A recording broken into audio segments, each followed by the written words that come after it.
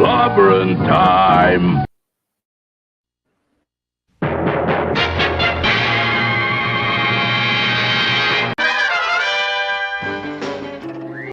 Atomic batteries to power. Turbines to speed. Roger. Ready to move out.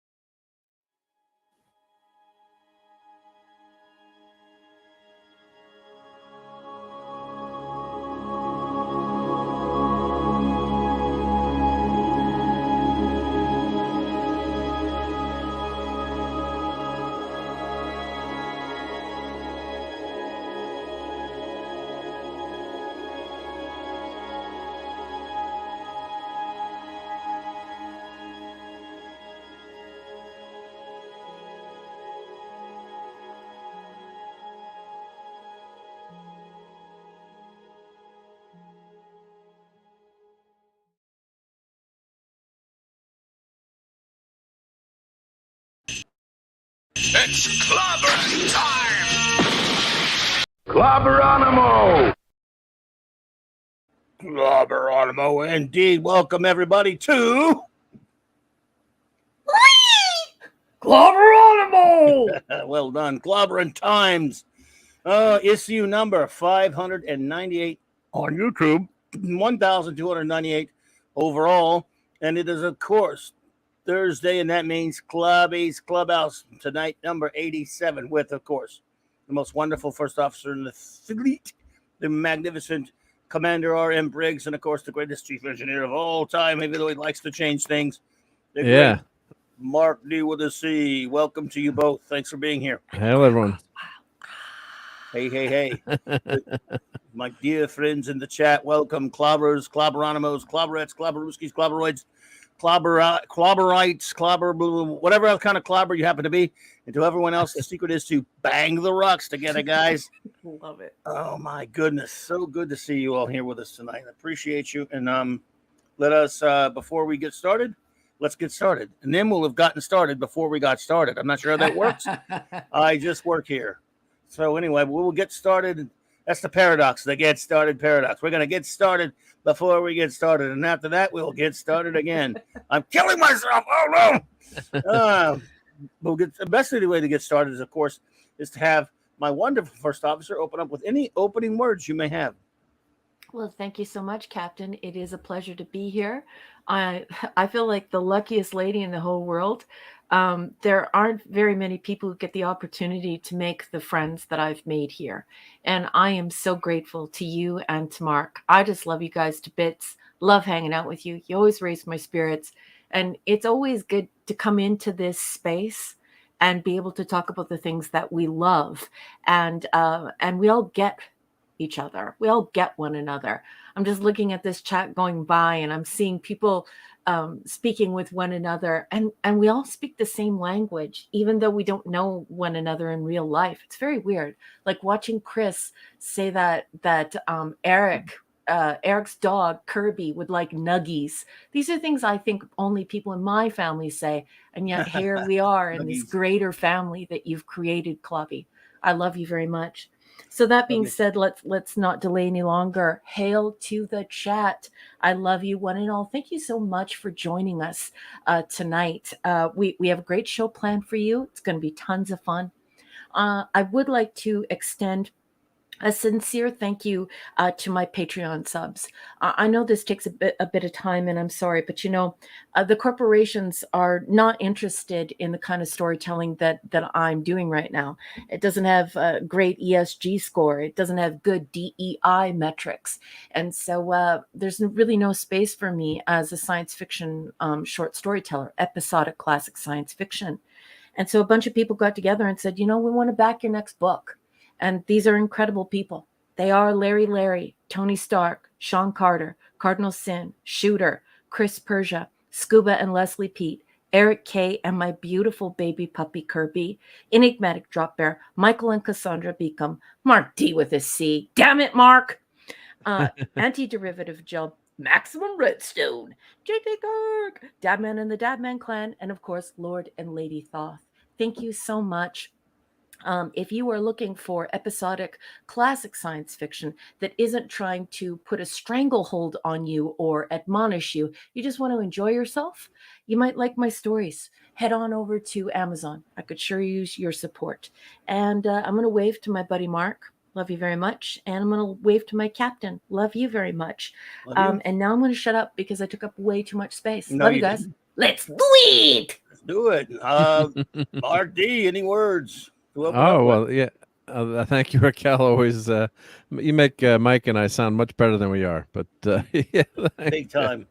Big time, yeah. But yeah, much appreciated. Dittos right back at you. Yeah, it's always fun hanging out with you guys and enjoying Thursday night with the great gang in the chat. So we got some good episodes to review tonight. We're gonna have some fun and maybe show a couple of things later too that I showed with Clobbering Times earlier, but might as well show it too on the we Clubhouse. will. Yeah.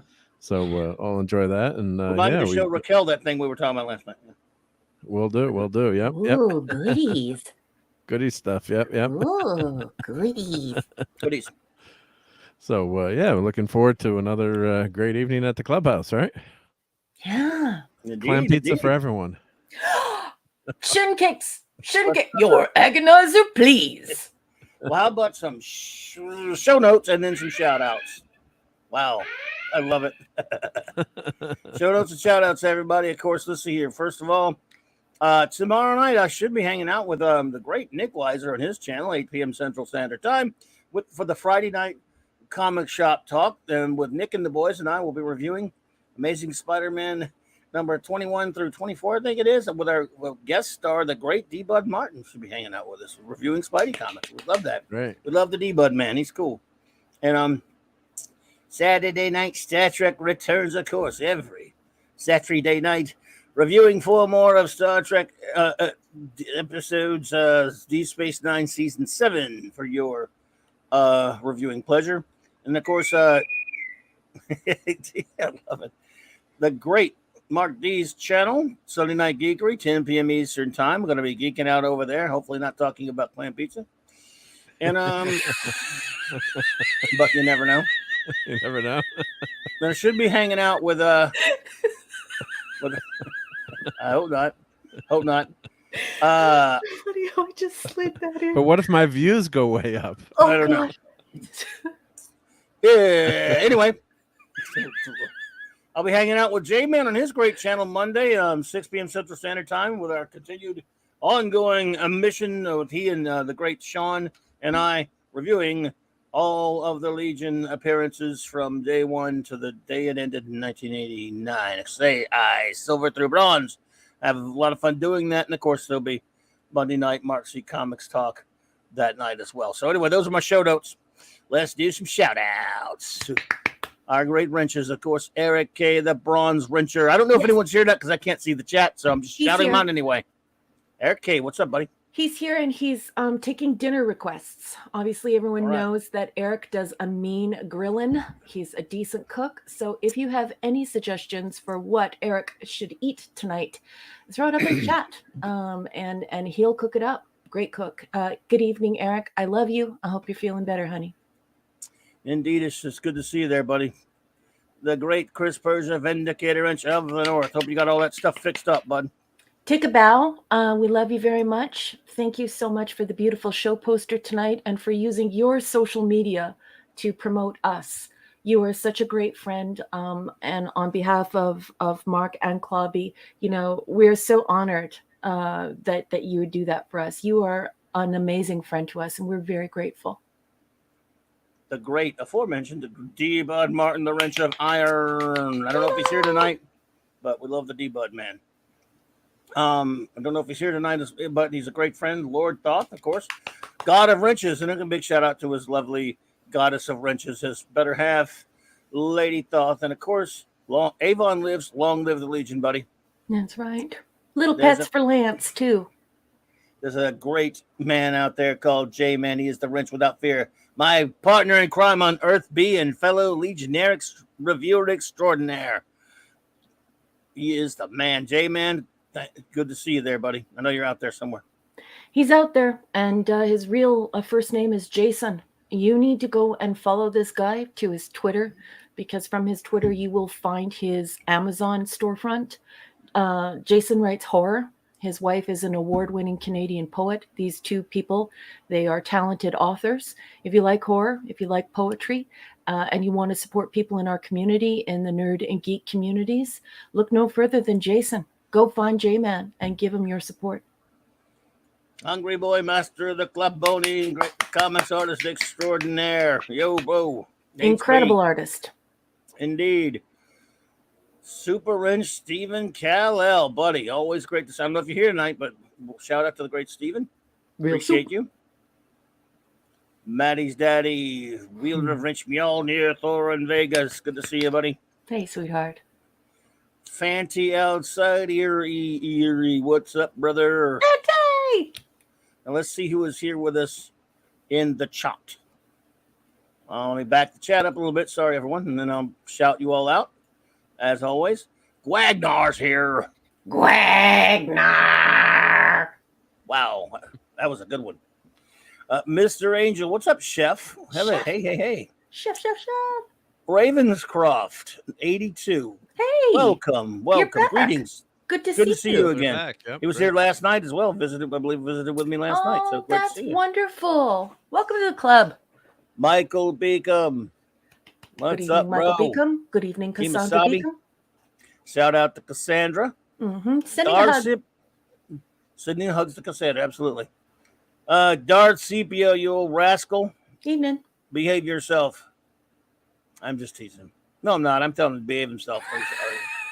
Not thin ice, boy. Nah,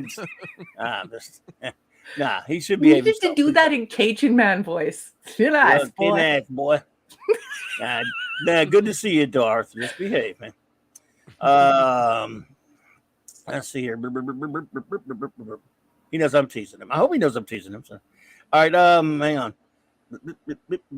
DJ Ronnie G.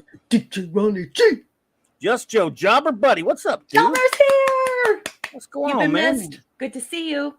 She's up with your bad self, brother. Good to see you there. A Jobber update on Flash. I'm kind of worried about him big time, our old buddy Flash, and just a big shout out there out into the. I love you, man. Flash, my old partner from the BTR days, and Jobber will tell you, Flash is an awesome dude, and hey, man, if anyone can put a just FL in the chat or a Flash, not for the dumb movie, but for my good buddy Flash. I miss him, and I'm hoping he's fighting some big medical issues, and he is. Oh boy, love that man. Not good. Good buddy, Dave C. What's up, Dave. Buddy? Hey, Dave. Yes, indeed. Herc. Ooby-dooby. Pass the tequila. Let's get it on. Hey, Salty Traveling. See, what's up, buddy? I hope you're doing well, man. I lurk at your streams like I did the other day, and you often do. And everyone, if you have not, please check out Salty Traveling C's channel. He has a great channel there. And say hello. Hey, how's Purple doing? I haven't seen Purple in a while. Give Purple my best next time Lady you talk PV? to her. I love PV. I haven't talked to her in a bit, but I know they stream a lot. So, but anyway, Salty, good to see you, buddy. Thank you for that super sticker. You were too kind, my friend. Let's see here. Clobby,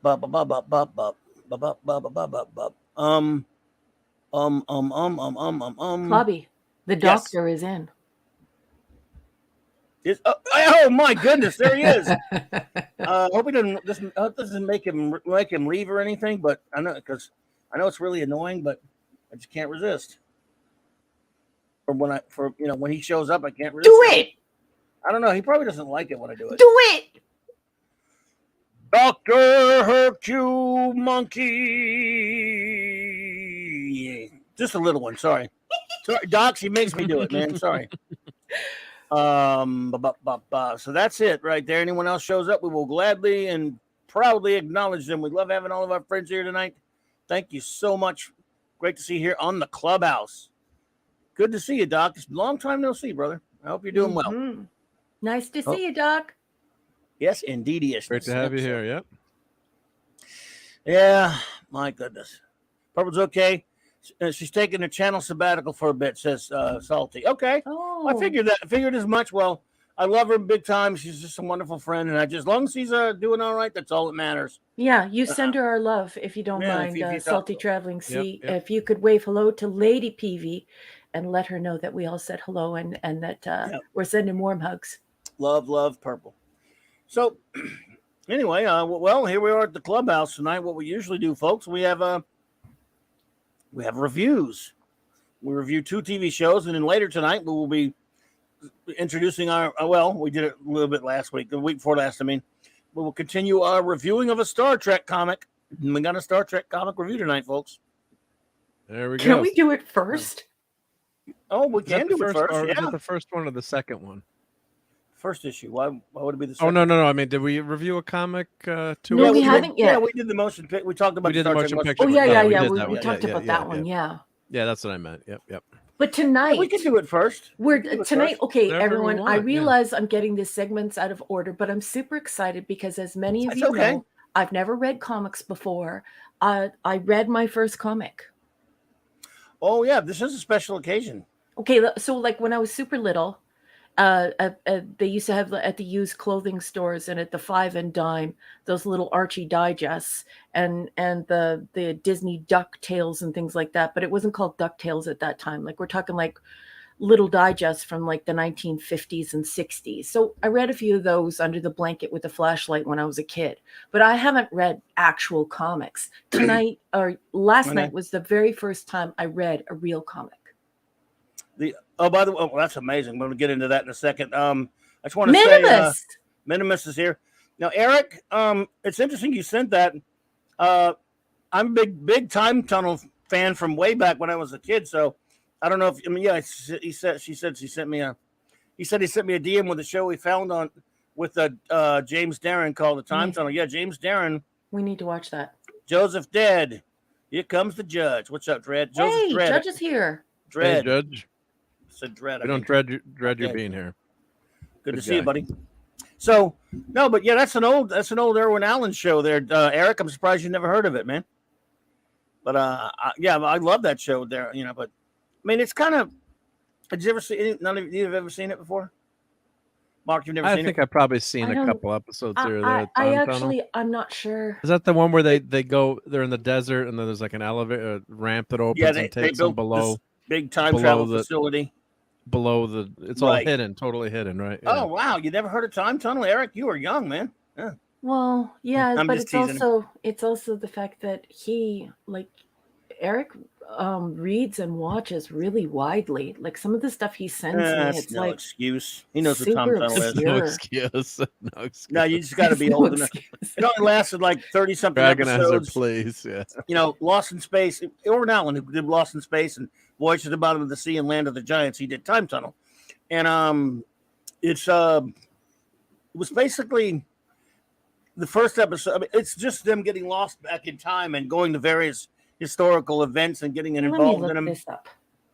And Time Tunnel. It's James Darren was a young feller back then, of course. American Show Boss.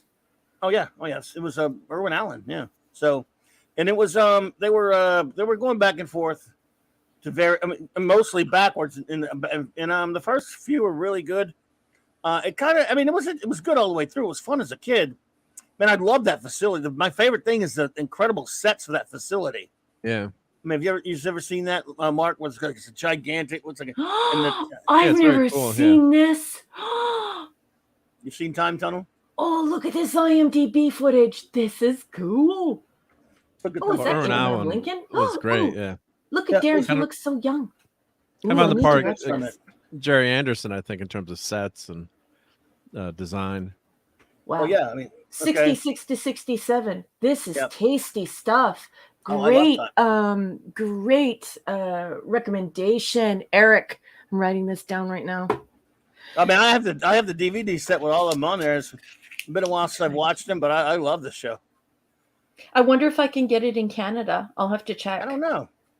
Well, I might have a way to get it for you through the neutral zone. Look at that. true. Time Oh, yeah, that's Tunnel. right. The Tony neutral Newman- zone. Tony Newman and Doug Phillips tumble endlessly through the endless corridors of time. Lee Merriweather, Whit Bessel on there. Yeah, I've never heard of this show, I love that theme song. but I'm Canadian. Better not sing This it. stuff is cool. This show is I mean, cool. It was mostly taking place look at Robert Duvall was in an episode. Look at there's a comic book too. There's a Gold King comic, of course. Ooh, that's pretty. Yeah, Minimus was saying that in the chat. Yeah, the Time Tunnel game. There you go. The books, the novels of them. What? There are books? Well, they did. All TV shows had either books and comics adaptation at one time or another. Wow, I need to The buy storybook. some of those. There's the storybook, and then of course, I love these. The man love the visuals of it. Like look the Time Tunnel complex. Look at that. How many episodes? It was 30 something. Wasn't long Yeah, well, all the Hey, good ones are always canceled. Why? back then, Why? especially. Hey, the AI show. Well, you know that and Land of the Giants, which is also a great show by Irwin Allen around the same time, which had one of your favorite persons, Mr. Boma from Galileo 7. What was the actor's name again? Oh yeah, what's his name? Damn it. He was a regular. He was a regular on Land of the Giants. That was a cool show. Yeah. It's just stream brain. It'll come in 2 seconds. Plus, I'm reading Minimus saying that he also has the novels, and so all I can think about right now is, of course, Minimus has the novels. Of course, He has them, yeah. every book. The guy doesn't live in a house. The guy lives in a library, and it's Yes. like all science fiction. Yeah, he's got a lot of it. Yeah. Oh. So I wish I had MeTV, man. Wow, comes on at 4 a.m. Eastern on MeTV on Saturdays. Cool. The heck Cool, is MeTV? Cal-El. I've never even heard of that. MeTV. It's a network that shows nothing but old TV shows. Americans. And all over You the have to country. pay for but I it, don't or have is it No, free? no, it's a terrestrial thing. If you just live near one, some of them don't have really great broadcast antenna, then. range. It's antenna stuff. Let me There's see another if one I can- called. Gotcha. There's another nostalgia channel like that called Antenna TV. But I would love to have MeTV. We've got one close, but I got an antenna and it still wouldn't reach. Look at the times. I just love the sets. The only show that he had that lasted were Boys to the Bottom of the Sea and Lost in Space. The other ones, Land of the Giants and Time Tunnel, got a little bit cut short. Hey, I have an announcement, everyone. Because I know many of you are Canadians, or at least many people who will be rewatching this or downloading it and then listening to it. It looks like Apple TV picked up the Time Tunnel. Really? And you all know, if you're Canadian, that's going to be pretty expensive to watch. So I just did a DuckDuckGo search, and the Time Tunnel series, the entire series, is on archive.org. Oh, So cool. if And you want to YouTube head also. over there, Canadians, you should be able to get a hold of it. And also YouTube is advertising the Time Tunnel complete episodes, but I wouldn't trust that because, it's No, Eric sent me a link. really, it's Yeah. on YouTube for sure. Yeah. Oh my God, I wonder if Except I'm in blocked. Canada. Is it except in Canada? Okay. I'm Is just it? joking. I'm just joking. Oh, man, I Well, Dude, Minimus sent me something today, and he's like, I'm Raquel, gonna watch watch this. And I clicked on it, and it's like, the uploader has blocked your country. I'm like, thanks. Giggle. Well, let's see. All right. According to this, it's on YouTube on this channel. I mean, Well, can you send me that? Oh, well, don't do Yes. that now. I'll just get it from you after. all right, I'll just send you the link to that. Well, it looks like they got them all. I Ooh, think they're so. an hour long. Well, 50 Well, yeah, minutes. TV was long. TV was an hour long back Yeah, then. lots of commercials. Yeah. I think he's got the. You got to try to find the first episode. You got to start it. I will. I Obviously, at the promise. beginning. Oh, is there any special order on this one, boss? No, just watch from the first one and find. I don't really. But I don't know if the first one's on there. I don't see all the episodes. This only has a. Looks like it only Look has at a this. few. Look on archive.org, boss. Look at the reviews. People are going nuts for this show. There isn't a review under 4 stars. Wow. Oh, okay. Well, Mark's got that covered. Wow. Cool. I got that. Yep. I got that. I have the DVD set myself, but I remember I got a cheap. But who wants to JT actually Kirk and Larry. Hey, who wants to actually go to the shelf, pull out a DVD, then put it in the player? Me, I do. Press play. Me, I do. I'm so lazy. I ripped all my stuff to my. I have a server, so I rip all my stuff there. So because then trying to find the actual physical disc takes forever sometimes. It's just real first world problem to have, which is ridiculous. But it's like it's easier to. Yeah, could not be reached for comment. Hey, good evening. Hey, the gang's all pouring in. Basically, the time tunnel paved the way Sean for Carter Stargate. from Mars. Hey, Sean Carter. I shouted you out earlier, Sean. and Larry, and JT Kirk, and Brian Hepburn. Hey, Brian Hepburn, what's up, buddy? A lot of good friends are popping in, man. Yeah. Basically, the time tunnel paved the way for Stargate when it came to TV and maybe a little of sliders. Well, there you go. Great show. I mean, like I said, it was historical. I mean, it was basically, it was just about historical adventures. They were just going back and forth. And although later they did have some, go farther and they did go ahead in time also. But yeah, it was. I mean, I like the first one a lot. Pop Culture Republic. Hey there. Oh, good evening. Nice to see you. How's the channel going? My goodness. It's so good to see you. You've been showing up again regularly. You've been missed, Everybody's recognizing Tom, so I'm glad. Yeah, a lot of people know about it. See, Donnie Pearson, what's up, Donnie buddy? Pearson. Good evening. So we could add that onto a list of potential shows to review someday. Yeah, I just did. Yeah, there you go, Michael. That's a gooder. I like. I mean, I don't know if you'd even like it or not, but it's pretty cool. So, yeah. James Carol O'Connor was in one episode. He was. Cool. So was Robert Duvall. Archie Bunker. Yeah. I mean, James Darren was really good. I really like Robert Colbert, his partner in that. Tony Newman and Doug Phillips tumble endlessly through the corridors of time. I could hear that music, man. I love that theme. I would play it, but we would get in trouble. Yeah. Yes, sir. Don't Yes, do sir. it, baby. The Time Tunnel. But I mean, I remember. See, when it was on originally, I was too young to get to watch it. Then later, it wasn't shown in syndication that much because it was only 30-something episodes. They don't, Star Trek was lucky to get like 7. Yeah. So some areas would show it in syndication, but it just wasn't a syndication package.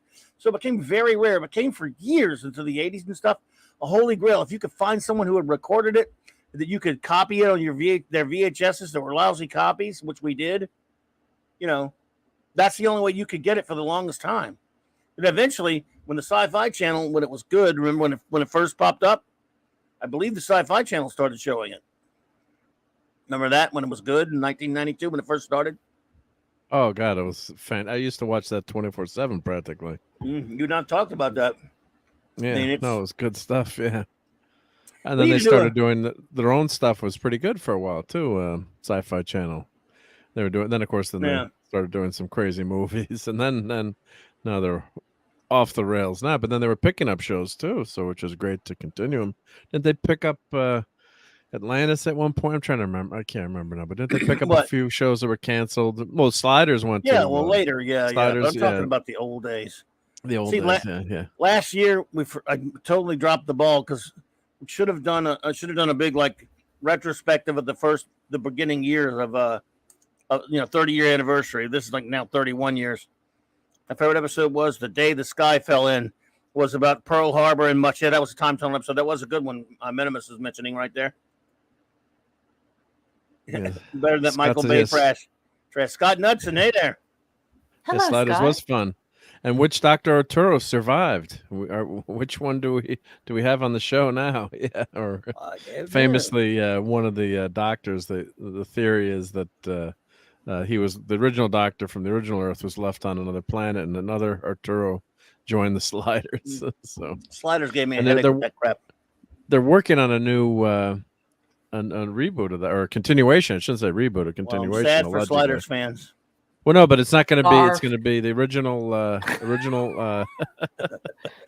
Who created Sliders? That was Torme, right? Tracy Torme, yeah. Tracy Torme, yeah. So, but they're going to looking to continue the series, not buddy. reboot it. So, yeah, Cardinals, buddy. Yeah. Yep. So, Yeah, I would. If I were a big fan of the show, I'd be concerned. But yeah, I would be too. Anytime they remake it, anything. I mean, you were enjoying it before, but now you get to enjoy the hyper didactic corporate Yay. version that is only there for partisan hegemony, cultural hegemony, and to admonish you. I hope you embrace the shame. But it'll be diverse. Yeah. Embrace the shame. It'll be diverse, though. Yeah. Hey, look, It'll have There such were. a good DEI score that everyone will There want to were. invest in all of the people who are investing in all the people who are investing in the show. You know what? Did anyone else here watch Secret in Vaseline? Invasion. I heard it's a secret show and you can't watch it. It's. I wish they'd have kept the it's, secret from me. I'm not going to go into it here now, but I bet there's not one part. We got a nice chat, decent sized chat here. I bet none of them watch Secret Invasion. I bet I'm the only cluck I that watch that didn't crap. watch it. You don't count. You're not a comic book geek. I'm If not. you were a comic book geek, we'd have to count you. Yeah. You didn't watch Strangle Dude Worms, but that's different because you love Star Trek and don't like to watch. But interestingly enough, Uh-oh. remember the whole reason for the reformation of all of this original source material in these new corporate products is because they were absolutely convinced that they could make a broader audience. Yeah, indeed. Well, so wow. Yeah, don't watch it. Michael Guagnar is the only one that suffered it with me. Sorry, Minimus. And what are you talking about? You're such a liar, pants on fire. You know all the words I'm saying. You know how many books you've read? Get out of town, Minimus. He can read. He can read. He just buys books. He buys them in the There's hopes too that one many- day he can read them. He has There's to too have many me read them to him. syllables. Syllables. Yeah. Syllables. Two silly bulls. I don't remember two silly bulls in the Bible. Very cute when you put the wrong emphasis on the wrong syllable. Yeah. Syllables. Yeah, you're all being a bit sylla, if you ask me. I'm sorry, quoting Blackadder at you. All right, well, so do you want to do the comic first? We can. I do, because I'm actually like pretty excited. Raquel's about it. first comic book, folks. Wow. This is my first comic Wow. book. Well, let's get on it. Amazing. Hey, Dan Kilroy. Hello there. Nope. Good evening, Dan. Probably give a rewatch to Earth's Mightiest Heroes Secret Invasion. You know, Dan, funny you mentioned that right now. And it's good to meet you, Dan. Welcome. I am in the midst of rewatching Earth's Mightiest Heroes right now for my 15 billionth time. Every 2 or 3 years, I just throw it in there. I love it so much. So that's good taste on your part. I don't even like the the Secret Invasion story in the comic. I never paid any attention to it, but they did a nice job of it on Earth's Mightiest Heroes. I didn't really prefer that I'd prefer that they not even mess with it, but they did it very well. And I love Avengers Earth Mightiest Heroes, one of the great cartoons and tragic stories, because it didn't last long enough because Marvel screwed it over, but don't get me started on that. So, anyway. All right, everybody. Couldn't help you reach for further comment. Says, I watched some reviews. That was enough for me. Yeah, I wish they'd have kept it a secret. It's just, terrible. No one's really All right. talking about it, I have to say, either, for the most. I mean, remember the hype Except when for WandaVision us. came out? We're done talking about it. We're done. No only hype for Wagner that and I show. have suffered it. So, yes, indeed. I show Blackadder is greatness. Love it. Just rewatched them again for the millionth time. So good. I speak in Blackadder quotes most of the time. And only Minimus gets it. So, all right. Okay, here we go. Everyone, as you all know, on in the Clubhouse, we review 2 different shows. We review Tailors of Tomorrow, which we will have a review of. And, of course, we review Jerry Anderson's UFO. And then we've added a new feature that we're going to start doing. Well, we're going to do it now because it's a special occasion. A review of a Star Trek comic each week. And number one, who has bought a few Star Trek comics, she's not a comics person and never really read comics, has read this issue that that I prescribed for us to review, and it tells me, she informs us that this is her first Star Trek comic ever. So let us start our segment. Thanks, and shout out to the great number one for this opening. So here we go, folks. Without further ado, I announce Star Trek comics review. No, CLOBBERIN Star Trek comic review.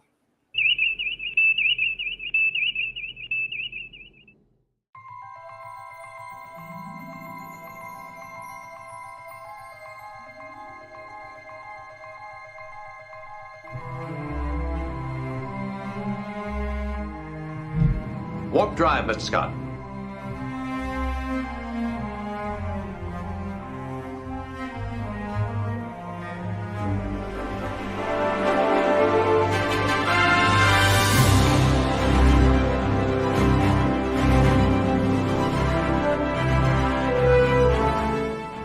Ahead warp 1, Mr. Sulu.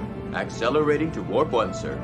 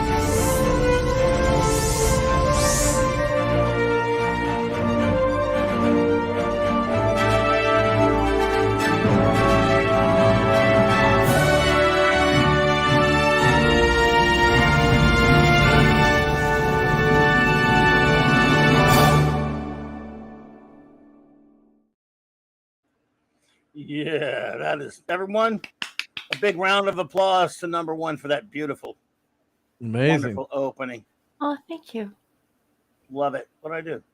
How did I get that? I don't know, sweetheart. Oh, crap. Said the wrong thing. So hang on a second. Oh, okay. Here's the wrong thing. Oh, there we go. All right. So tonight, everybody. Now, the original plan was I was going to review a random Star Trek comic every week, but I guess we won't torture number one. If she wants to, whether she likes this comic or not is irrelevant. If she wants to review other comics, we can. If she wants to review this series, which goes 16 issues, I think, we can do that. It's up to her. We'll leave it up to her. I'd like to go. Torture.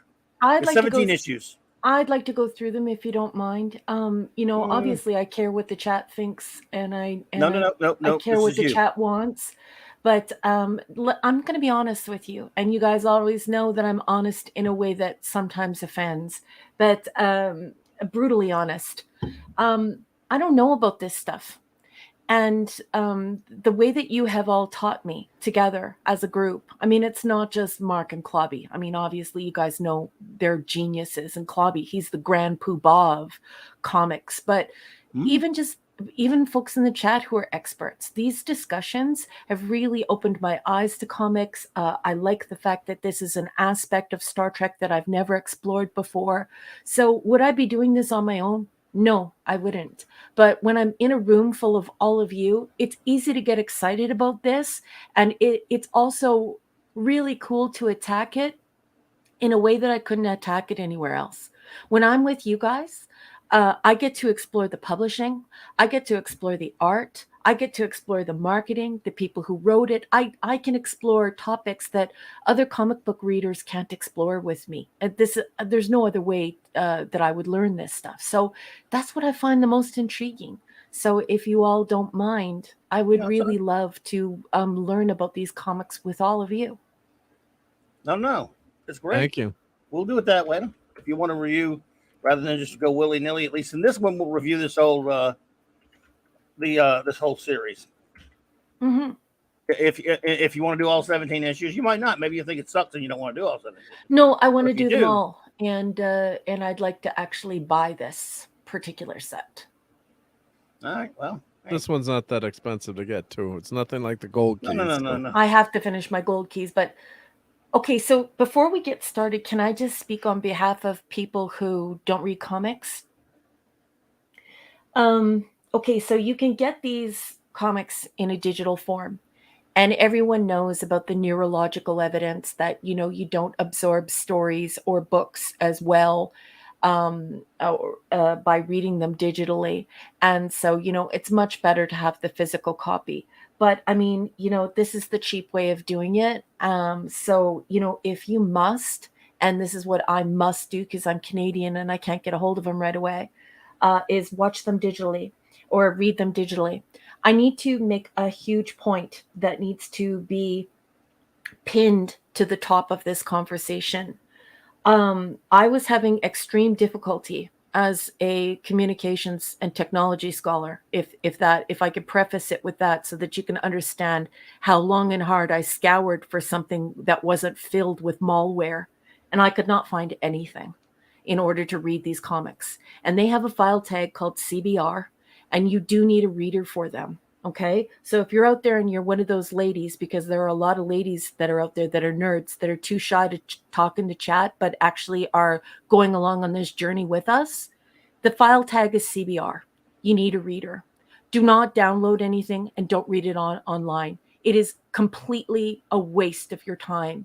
Can you please go and get something called Simple Comic if you're on Mac?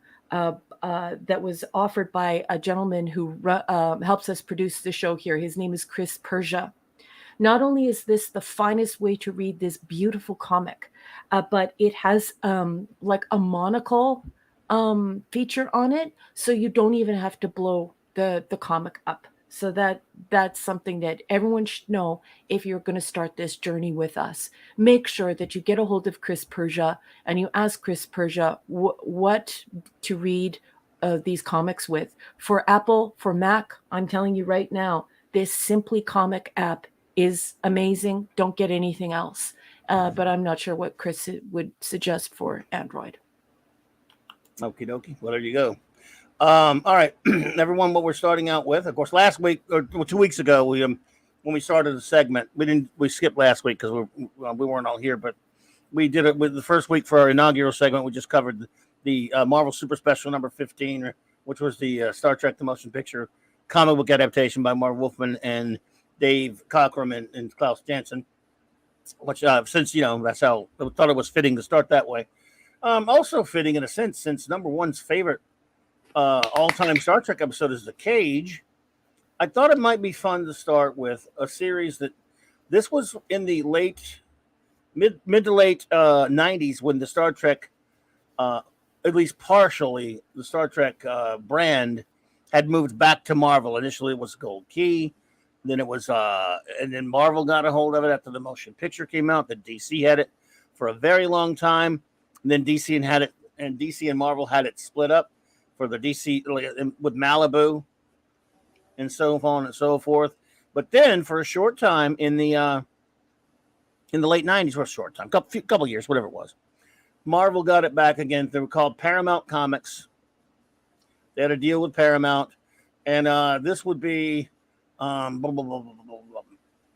would be 1997 with a May cover, probably a May printing date, because it has a February somewhere up anyway it's early 1997. That's not here to there. So this book is, of course, it takes place during the original mission of Captain Christopher Pike. Unlike some filthy idiotic TV show that does not, no matter what it says, it doesn't. This actually does. Double-sized, fantastic first issue, Star Trek: The Early Voyages. From the pilot episode of the original series, Captain Pike commands the USS Enterprise. Cover here, the cover here is now this scan has the ads, which we kind of enjoy. The direct sales edition. So it was a $2.95 cover price. You got a lot of pages for it, unlike the crap you pay $7 cover prices for now.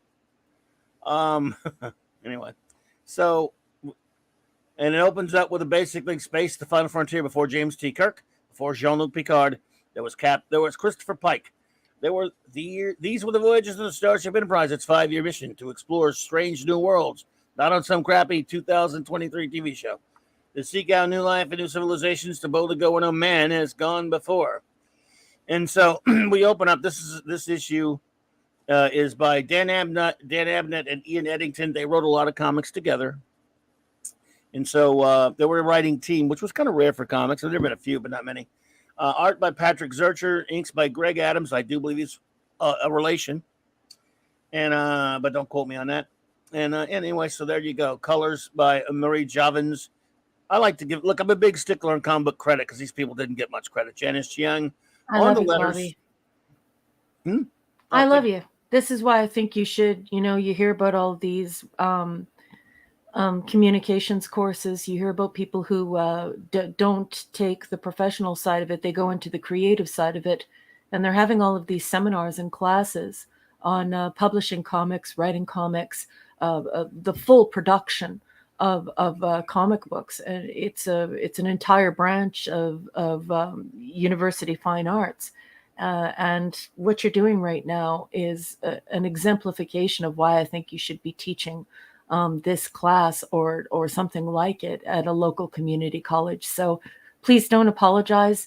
Continue to express and explain, elucidate the ins and outs of the industry and how these comics come to life from soup to nuts, because I'm interested in all of it. Well, what actually interests me is that you've read your first comic, and it's something that's unfathomable to us who just had comics a part of our life forever. So that's what interests me.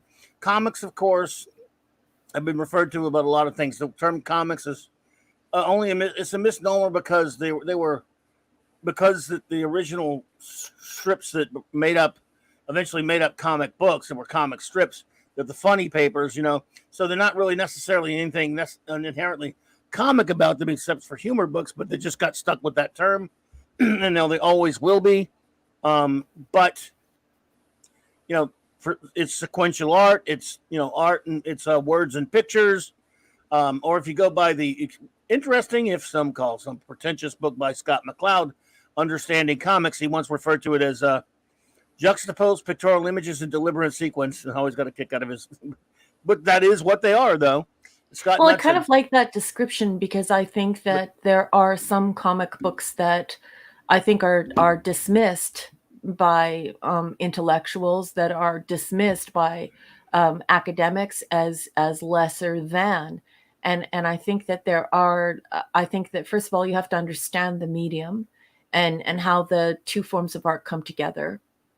And second of all, from what I read last night, this is not what I was expecting from a comic book. I can tell you that right now. Oh, good. I can't wait to hear what you say about it. Prejudge comics by their cover.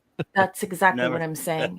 No matter how educated and highfalutin you think you are. Scott Knudsen, thank you for the super chat. He says, as a general observation, pre-2009 Marvel had a really good track record with licensed comics, from ROM to G.I. Joe, poor old ROM, to Indiana Jones to Star Trek. They tended to be really high quality. There you go. Well, absolutely. They had a lot of them for sure.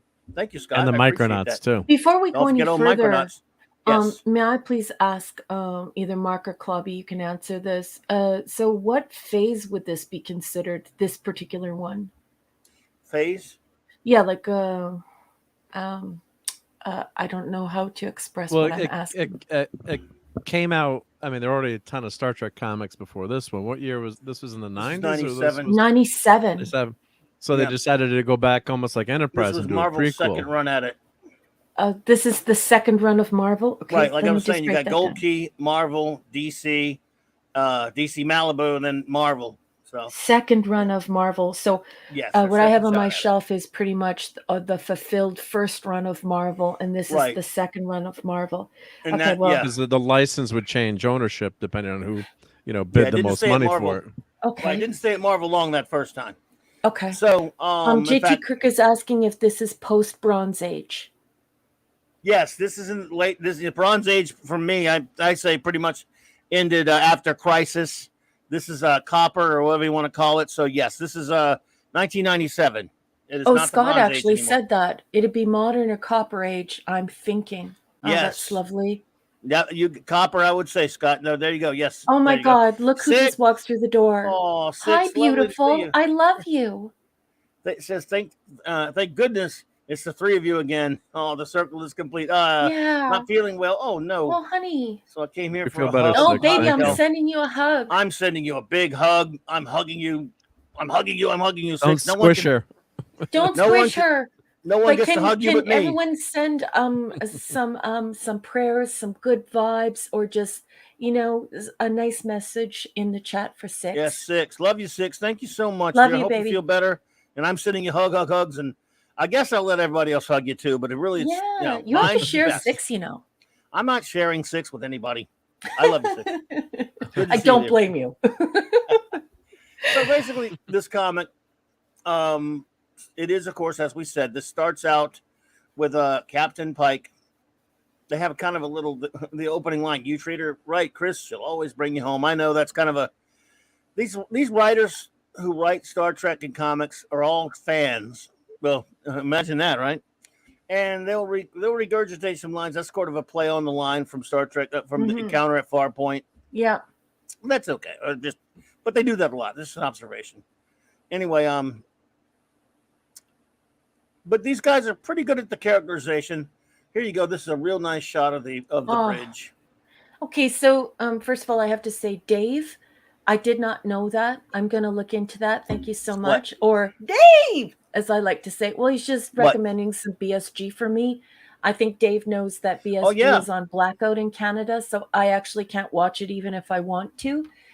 It's not possible to watch the original Battlestar Galactica here. So I will take that under advisement, and I love you, Dave. I love the second thing. Go ahead. If you are using Simple Comic and you are reading this on your laptop or even on your phone, I did it on my laptop, but I think from now on I'm going to try and mirror it to my TV. The app has a monocle. And I wish I would have known that at the very beginning of the comic, because you can move the monocle around. So it's like a magnifying glass that you can move over the dialogue bubbles if you're just learning how to read comics digitally. And I have to confess something before Clobby gets into the meat of this. I was so prepared for a short story, and I read long form prose. And by long form prose, I mean usually books anywhere from between 600 to 1,000, 1,500 pages. And so something odd happened to me, and it's going to make you all laugh. I read the comic like I would read a book or like I would read a short story. I didn't look at any of the pictures, and I actually had to go back and look through the panels, not only at the pictures, but also because I felt like there were pieces missing from the story. And I explained this to my husband, and he said, well, you have to think about it like when you're at the art gallery. There are missing pieces of the story in the panels. You have to look at the art. So I went back and then I sort of skimmed over it, but then I was actually taking time to look at the panels. So if you don't have the joy, the ecstasy of being able to hold these volumes in your hands, and you're new to comics, don't do what I did. Take your time, even though it is awkward as heck to read these things digitally. So just a confession that I thought you would all find pretty funny. Oh, sure. It should be noted, by the way, folks, if you're looking for reprints of these, if you can get the originals, you can probably get them fairly cheap. IDW did a big reprint of it, and so did Eagle Moss. But they're all reprinted in different formats, trade paperback formats. Oh, Simply Steve is here. Simply Steve, what's up, buddy? Yeah. Raquel, were you confused by which way the panels went? Because that's something that a new comic person, reader sometimes gets confused. Like, which way do the word bubbles go, or which way, Yeah. Did that ever confuse you at all? Or some panels in this book are vertical, and you got to go straight down. Then you go to the It right. can be confusing. Yeah. So the presentation is incredibly sexy, but I think in the physical media of comics, there would be no problem, because once you see it back, especially the way that Clubby's showing it right now, you're not flipping through JPEGs in those CBR files. And so you get to see the full landscape, for lack of a better term. So I am standing by, my Luddite ways. I really, really do prefer physical media, and I will be buying these comics. But certainly, Chris Persia, if you are looking to ameliorate these types of difficulties in imbibing these marvelous texts, you have to get that Simply Comic app, because I learned at the very end about the monocle. I wish I would have known about the monocle from the beginning. Well, we're saying too, but go for it. Yep. I was going to address him really quickly. He said, Yep. Darn, I saw hardcover collection of this series at Dollarama for $5. Oh, yeah, I've seen. Oh man, What? I've heard of those being cheap. I don't know. I've never seen them for $5, but that's amazing. They're probably the For Eagle Moth. hardcover collections? What? That's amazing. Didn't realize you were going to review them, or I would have picked it up. Damn it, man. Damn, I would have grabbed that. Where do you? Oh, I can't ask you where you live, Wag. In the That's in States. I don't know what Dollarama is either, but it's probably just that. Dollarama is Canadian. Oh, really? Oh, it is? Yeah, Gwag might be Canadian, but I don't want to out him. He could also be in a northern state. Well, where does the creature from the Black Lagoon live, right? Exactly. I love that avatar. Well, because the creature from the Black Lagoon is the greatest. You're in Calgary? Oh my God! Uh-oh. Calgary, Alberta. So you better go look for that. Hey, cutie, you better go find it. You better go to Dollarama. Okay, go so to it's not the originals, but great it was to a read. hardcover, though? they're hardcovers beautiful. in There's a hardcover reprint of it. My God. like all of them Gwag. Holy shite. I mean, I know there's some trade paperbacks. I didn't realize that must be, man, that's an unbelievable steal right there, buddy. Leave the show. I might probably just leave closed the show right right now now and go to Dollarama. They're probably closed, right? Yeah. Make a note to yourself to do it tomorrow. Minimus stampede on over. Making Canadian jokes. A Calgary stampede. So anyway, this is a great layout. This is actually a 2-page layout, very Kirby. One of the Kirby inspired, as far as Kirby mastered the 2-page layout. Anyway, I think Patrick Zurcher is a really good artist. I really like him. And Greg Adams was an inker. No relation. But one of the things when I read a Star Trek comic, Star Wars comic, or what have you, I always want the characters their dialogue to feel like it's something that I would hear on the show. I think they do a fairly decent, not always. I think they get a little clunky with some of the dialogue in this comic, but they do a pretty decent job with this. And of course, in a comic book, especially back then, you get a captain's log, which they use for their exposition rather than just normal credit, boxes, letters boxes. So that's pretty good. I like that they have that one, an alien on the bridge. You can do that. Like, remember, Roddenberry used to talk about how on an animated show you could put aliens and stuff on the bridge, which is kind of cool. Or non-humans. 3 arms, right? I will say this. I think it's incredible that you brought that up, because I did hear the voices as I was reading it. You know how some characters are so pronounced that you actually hear them when you read what they're saying. You hear their dialogue, you hear their voice. Like, not actually, but you imagine it. Yeah. Okay, so that was the case. And when there was a diversion, when it diverted from that, it was such elevated diction, and academic, no less, that I actually found it enjoyable, especially when it gets into Spock studying semiotics and being a part of the social science branch of science, like I am. And so I found it enjoyable, but I can see what you're saying, Clubby, because there was a rapid departure a couple of times where you're like, okay, so what's happening here? But then it's this delicious academic dialogue that is expressing things that in using vocabulary that I don't think they would allow in the TV show. But it's not only is it needed, but it's welcomed. I mean, when you find that direct dialogue box, if you could read it for the folks at home, I would be very grateful. Want to do what now? Like when we happen upon where Spock explains his education, because of course in Oh, okay. this Let me know. comic he's an ensign, right? Right. Yeah, right in the year out of the academy, or how did they explain it? Yeah. Anyway, so as we move along, let's move a little bit of the story here. Now, I thought this overall, because again, really nice art. This was kind of more of an action adventure type story, but that's okay. Star Trek that it does that as well. It wasn't. I mean, it still it felt like the kind of story you might have gotten back then, which if they could do it, obviously that would have been a tough special effect right there. Yeah. In 1964 and 5, right? Imagine this in TAS.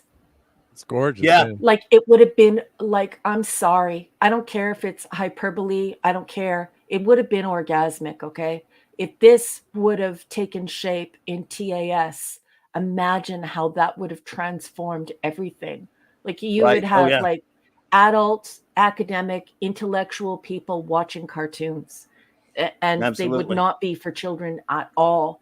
And the entire apparatus of the cartoon mechanism or the animation would be facilitating advanced concepts in science or imaginings of alien life. It is just, Right. Imagine how Gene Roddenberry would have felt about it. Oh my God. Indeed. Michael Beacom with the super chat. Thank you so much, Michael. You're too kind, buddy. I appreciate that. He says, sorry, guys, got to go to lurk mode. Was up late celebrating with Doomcock, and I saw you on there, buddy. Hail Doomcock. Rhea's vindication of Indy 5 rumors. Doomcock was right. Hashtag Doomcock was right. And up at 5 a.m. tomorrow. Be seeing you, my friend. Be seeing you. And kiss Cassandra's cheek for me. And Dave C is calling for a meetup in Vulcan. Dave, if you want to organize that, I will definitely meet you all in Vulcan. We'll meet at that Mama's Deli where they make that bacon sandwich that's like one hand high, just crispy bacon piled as high as your hand is long. That's where we'll meet. Just watch out for the gravity there. Here it's right. higher than Earth's. So here we go. We've got basically our story is right off the bat. They run into an ice cream thing. Just kidding. They run into a big green monster-y thingy in space. But again, very nice art by Zurcher, I thought. I like this guy. I don't know who he is, but I like him. I like this non-human crew member. And they say what his name is. He's they probably do, yeah. Lurpin. It's gonna take some getting used to the new characters. Sure. But anyway, wackiness ensues when they start experiencing some sort of an attack, and then we get a flashback to imagine that it's Robert April. It is Robert April. That doesn't look like Robert April. Oh, sorry. Yes, it does. Don't even go there. Yes, Don't even go there, Mark. You what's the matter with you? I know. Kicks. Oh, look, he's getting mad. I'd be disappointed if he didn't. I couldn't resist. I knew Look at the Andorian. Look at the Andorian. Right, there's an Andorian there, and there's Robert April. Basically, it's a flashback. Look at the uniforms on the engineers. It's Ent. Right out of comics. It's Ent. Yeah. Look at that. Like, that's the sexy stuff there. That's the stuff that actually makes it science fiction. You see that is a military person who has been trained as an astronaut. This is good stuff. Yep. And it feels like Trek. It never feels like it's making fun of it or being smarmy or trying to screw it all over. It's him getting ready to take over the Enterprise. Actually, I think he's been captain for a while. He's transferring. He's getting admirals. He has that line in there where he says, "Whatever they tell you, don't let him promote you." Kind of like, yes. Rather, don't let him take the ship away from you. What page are you on, boss? No, it's numbered here. Are they numbered? Oh, it's okay. Numbered. I found you. You're on page 6. Okay. So basically, we can't review every single word of it. Take forever. So I was basically going to run down to the story. We've got this episode. Excuse me, episode. This issue being the first one. Obviously, we're going to get some some flashback recap stuff in it, which is mainly the purpose of this issue, folks. Which is understandable. You got to familiarize everyone with the characters. So I like how he's talking to April. Says, I've run long tours, but never a 5-year mission. Meaning Pike says, hey, I've commanded 4, 3 on the Tiberius, the last one on the Enterprise. And she was so fresh from Utopia Planitia Yards, the paint was still wet. I threw her around the quadrant, the quadrant.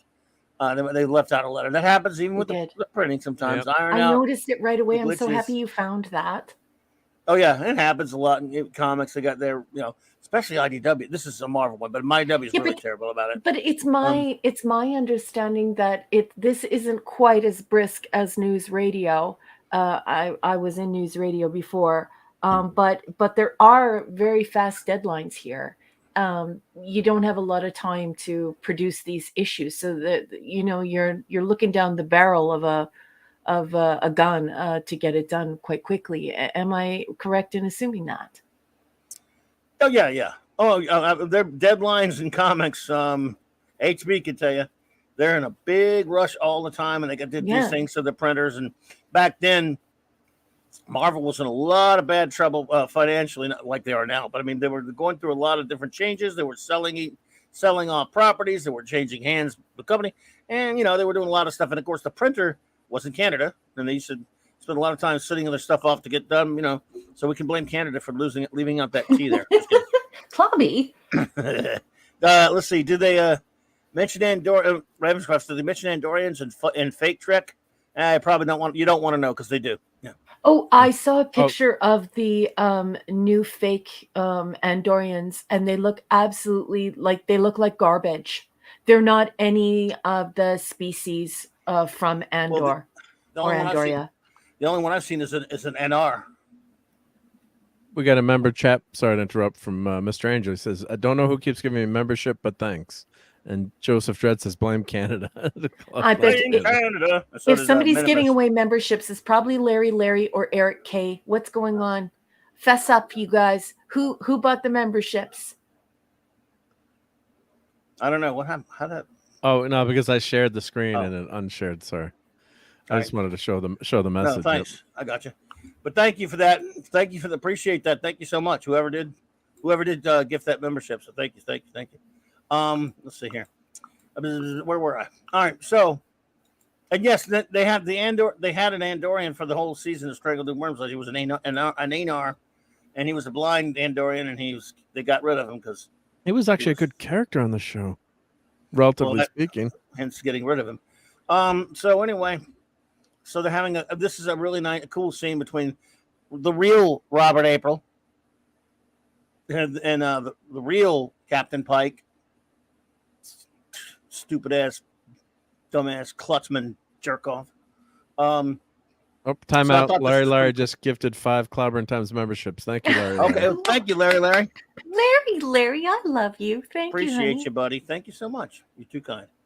So anyway, this was one of my favorite scenes. This is my favorite scene in the book when we get to see Pike and April just talking about different stuff about it feels like it feels like Trek, and the art's pretty good. And I got to tell you right now, you might be a little spoiled by this art because a lot of Trek comics, they get the less experienced artists on it. They don't get the better artists. Some of them have really terrible art, and sometimes they might still have a decent story. You just that's all of comics forever. I mean, sometimes you get a not so good art, but you go, that was a pretty good story. And other times, the art was great. Story was But at least when the art's great and the story sucks, you go, wow, I got something nice to look at. That's one thing about this particular medium, Anyway, look, it's Spock. Number 1, are you all right? And I love the way they draw her. Yeah. Not only is she beautiful, but that's my Jeffrey. Like that's my Jeffrey Hunter. Like that's my Spock. Like they just, the whole visage, the whole countenance, just it's yeah, it's very immersive. You don't expect it to be if you don't read comics, but you'll be surprised at how the renderings are just very evocative. They're very comforting. They remind you of the show. And that's what gives it its immersive quality. They're not asking you to do something new with the character or to reimagine the character. They're saying this character has another story to tell. And so oh God, I loved it, Clobby. Yes. I really loved it a lot. The captain has been inducted. I love this shot of the overview right there. The bridge is really nice. You got Mr. Tyler. Yeah, the console looks great. Yep. Yep. Oh, Starburst. Let's go to Starburst. And that's very much like the cage, right? Coming in from the top. Yes. Oh yeah, absolutely. And it's got the attachment to the captain's chair and the yeah, it's got and it's got the again the captain getting stolen, sort of like that too, but it's a little different. Yep. No cup holder though. No. So anyway, we've got basically run down through here a little bit.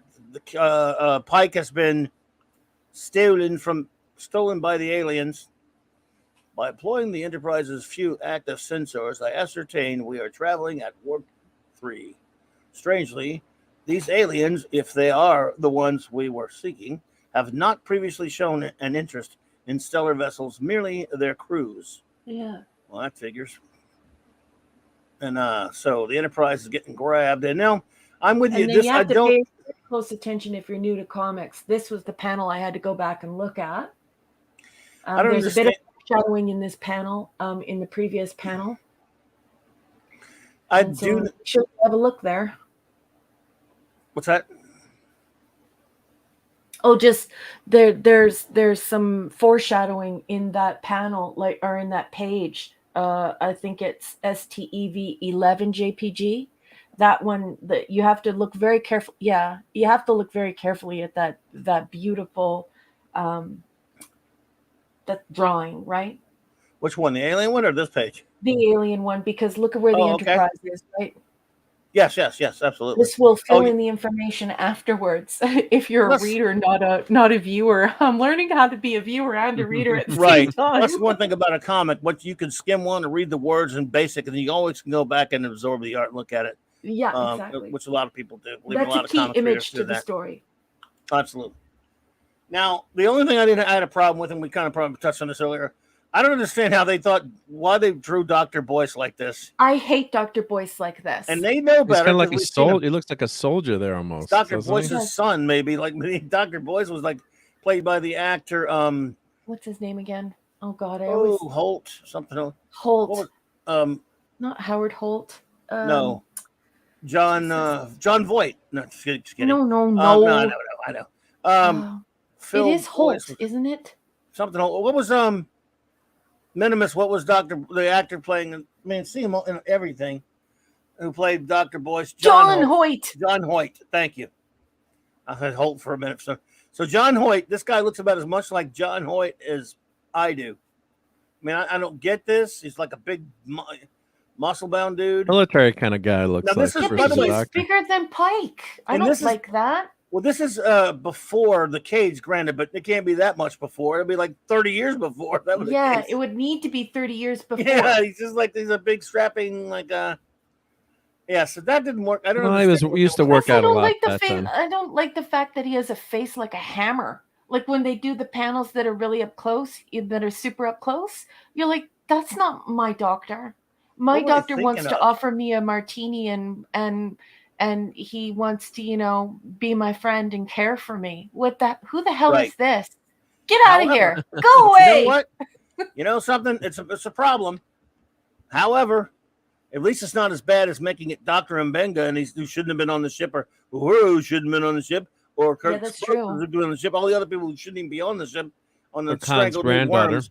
It was just a weird mistake, because it can't even be a mistake. I don't understand it, because these guys all you have to do is watch the Menagerie one time. You don't have to watch the cage. You can see that. And if they've never seen it, I'm sure they've seen the cage. Could have been that John Hoyt said no. He was long since passed away by then. Yeah, but would it like that they didn't have permission or something? Well, that happens in comics a lot, where they're not really supposed to approximate the looks of the actors that much. However, it could have just been, all you had to do is you didn't have to be even the same face. I wouldn't care about. if he were like a real skinny dude, like Dr. Boyce Yeah. is. You don't have to make him look exactly like. I mean, that does look close to Nimoy and close to Spock. It's But it too doesn't look like distracting that 100% like Dr. him. Boyce looks like this. It's really aggravated me. And Dr. I Boyce forgot about is that. a nerd. He is a very, He's a very 70-something-year-old man. beautiful looking older gentleman. Nurse. Oh man, sorry, Angel, Mr. Angel. I didn't know he was Oops. in a hospital. I didn't know you were in a hospital care though. So. Are you in hospital again, honey? I hope you're okay. Oh man, yeah. I hope you're all right, buddy. Good. Thank you, Mr. Angel. Good luck, bub. Yeah, honey, we're thinking of you. Hey, folks in the chat, can you send out some love and some prayers and support for Chef? Absolutely. Yeah, I agree with you, Clubby, because my Dr. Boyce is a super nerdy. He's very gentlemanly. He doesn't look like he's lifted a single barbell in his life. This guy's a muscle bound dude. And Dr. Boyce was more than an MD. Dr. Boyce was also like a psychiatrist. So he was much more believable. It's almost like Enterprise, where they're certain that the people have to have interdisciplinary or multidisciplinary backgrounds in order to be astronauts. And so Dr. Boyce, he sits Christopher down and he says, like, you're not responsible for all those people dying. And let me make you a martini and let's talk about this. And so yeah, I don't like this guy. Anyway, I'll get over it. No, I'm over it. I just don't. It really annoys me. I mean, it's like this is over 30-something years ago now, but that bothers me. But anyway, I still like the art. I don't know. I mean, if I ever got to, maybe I should. I follow Zurcher on Twitter, and I should ask him. Hey, man, I read this comic you did 35 years ago. I want to ask you a question. Yeah, would you please ask him? Would you ask him if it had anything to do with John Hoyt saying no or not having the permission of his family? I couldn't be sure, but I doubt John Hoyt was still alive. But anyway, Pike has been taken by the aliens. The aliens. Mm-hmm. We basically they're trying. We see another flashback where he's talking to number one, which is pretty good stuff. Again, we're showing basic parts of the comic. We're not reading the whole comic to everybody or anything like that. We're just commenting on what we think about what's going on, because it would take even longer than we've already done. As far as we're basically giving our thoughts on the comic. And again, the art, in spite of what they did to Boyce, is really good, I think. Mm-hmm. And so far, number one, what do you think of the story? I think the story is excellent, and I was actually shocked by that because I was really expecting the story to suck. But it really felt like I was watching an episode. Yeah, Larry. For me, the thing that instantly my publisher editor hat, academic hat comes on, and I think to myself, I wonder if the families said explicitly not to render his image or something. I don't know. Anyway, sometimes that's true. They don't have the rights to the likeness of the actors. Yep. I don't know. Could be, but you could have made him.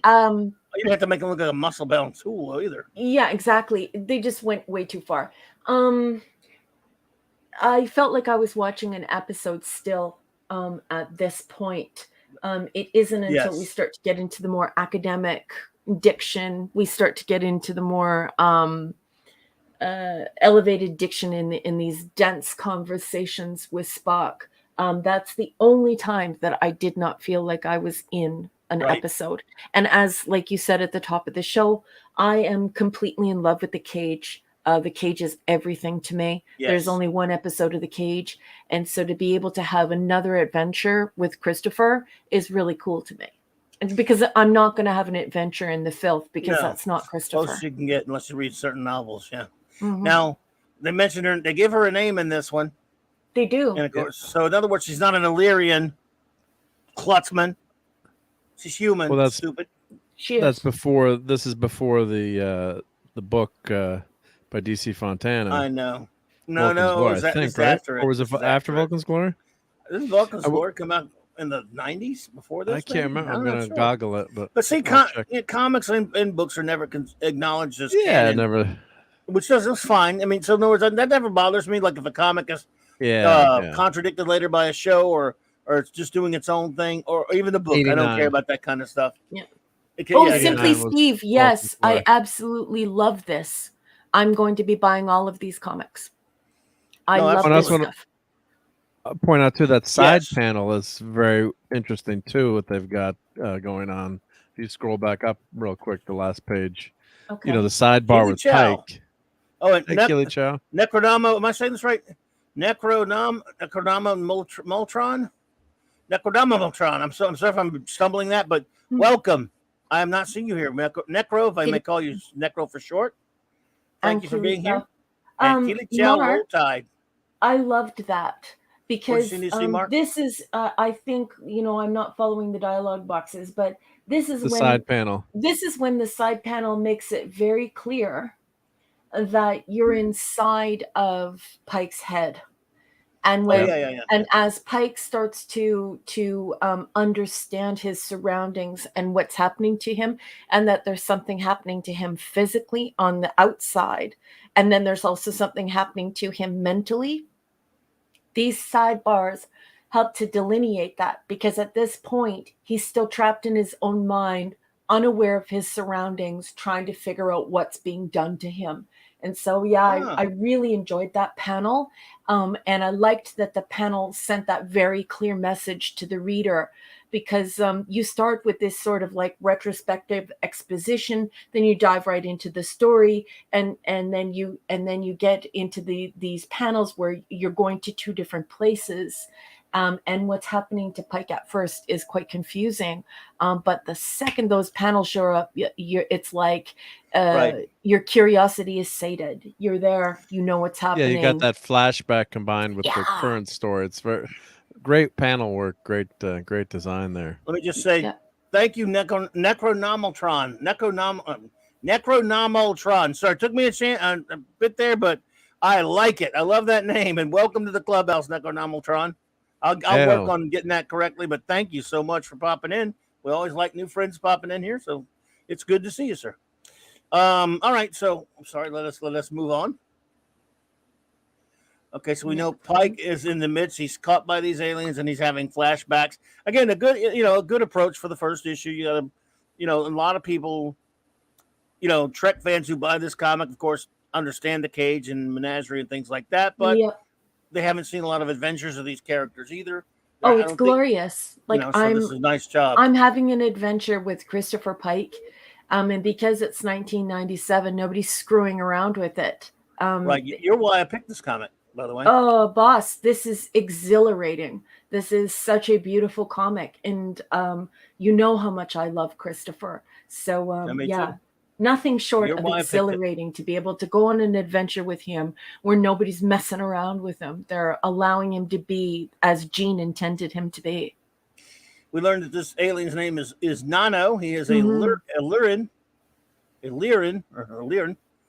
My favorite Lyran patient. You're as right as rain. Doctor, sir, I am your only Lyran patient. I know it doesn't sound like Lieutenant Arex, but it sort of looks like him. I was thinking the same thing. Yeah, it sort of looks like Arex a little bit. Yeah, you instantly go, oh, TAS. Yeah, I love that. Yeah, and they probably were going for something like that. They were like, it's obvious, right? Yes, indeed. So again, it's very nicely written. Like it's written by guys you can tell that have watched their Trek, in spite of what happened with boys. I guess I want to try to find out.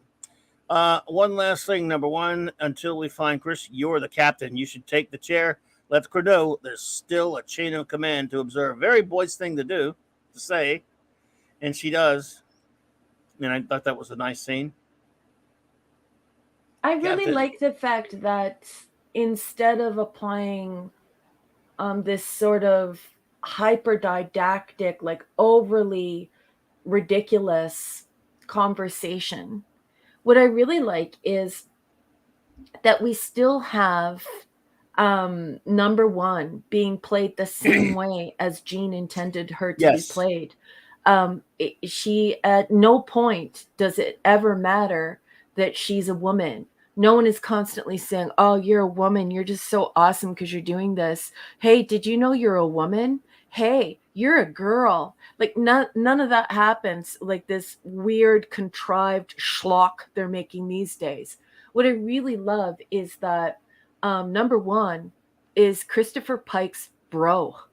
And I like the way that when he talks about her getting her own ship, he makes it very clear that he sees her just the same way as he did in the cage. He sees her as every inch the equal, to the point where he cannot objectify her. He has so much respect for her and has this bond with her. There is such a trust and a quality here that it isn't even mentioned. It's just so classy and it's just so fulfilling. And I can't help it, you guys. I know I sound repetitive.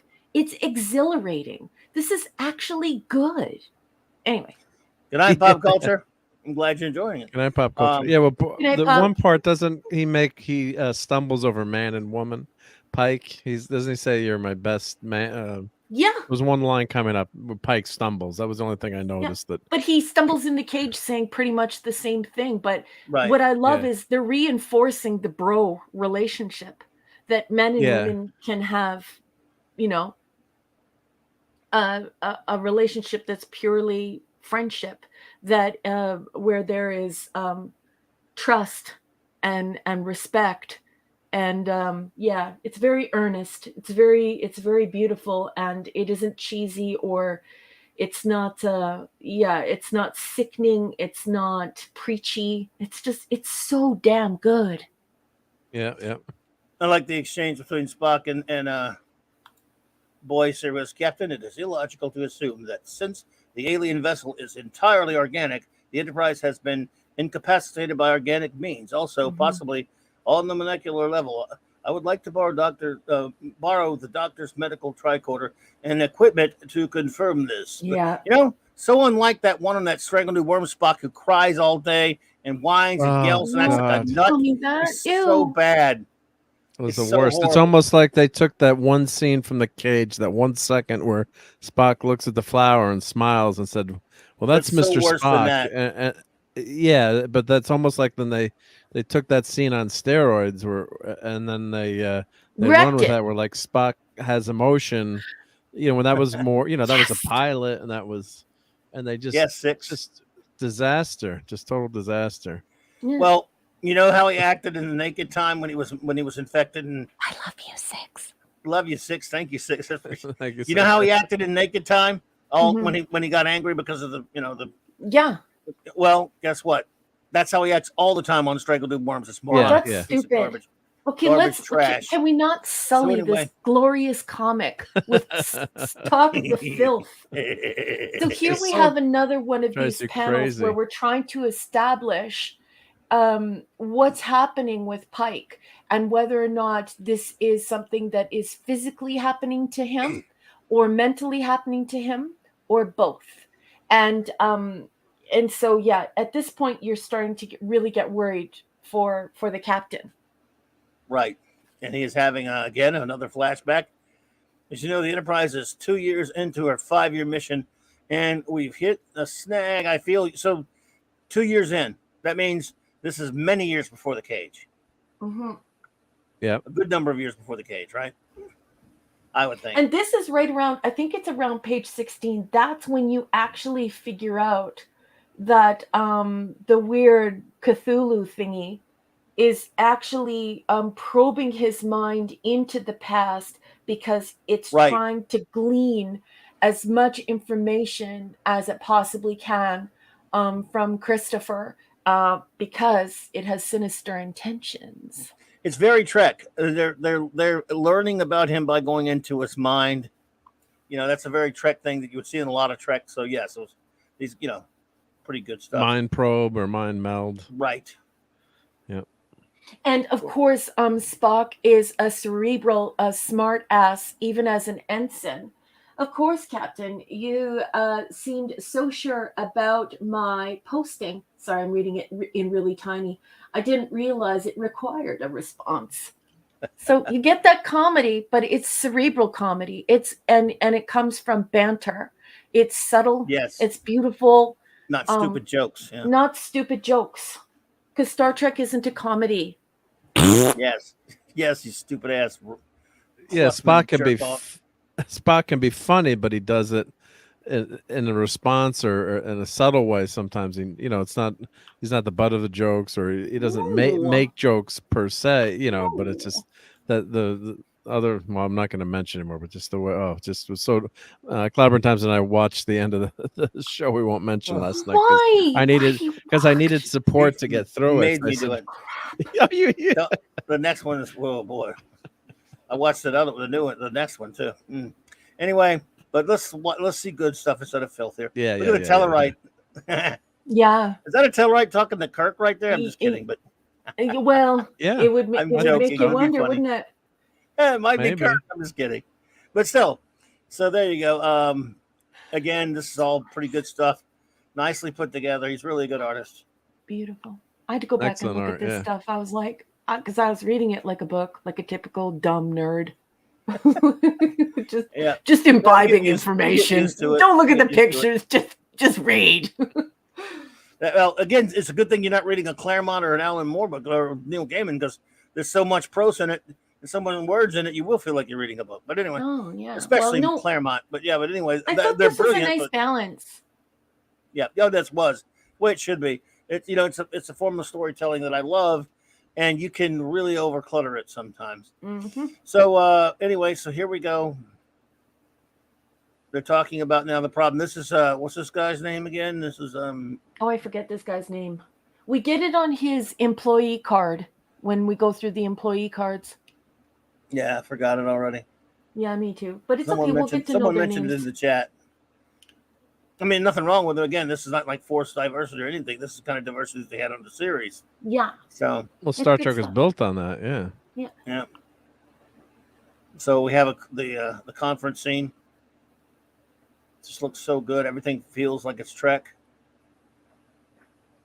And it looks a little bit older than the Enterprise too. And so, I mean, it's obviously the Enterprise, but an older Enterprise, I should say. There's enough of that retro look there where it's not Captain Kirk. It's just with the uniforms and the collars. It's really well done. Oh, I love this. Yeah. The physical manifestation of what they're doing to his brain. And this is when you realize that what's happening to him, he's not in this he's not in this pose out of choice. He's not shivering, he's not cold. This is when you start to realize that something physical as well as mental is being done to the poor captain. Yep Indeed, it's just. Look at how handsome he is. I love Jeffrey Hunter as Pike. God, I love him. He's the only Pike there is. Oh yeah, it's nice. It's not a mantle. It's not a costume. Okay, yeah. So here are the employee ID cards.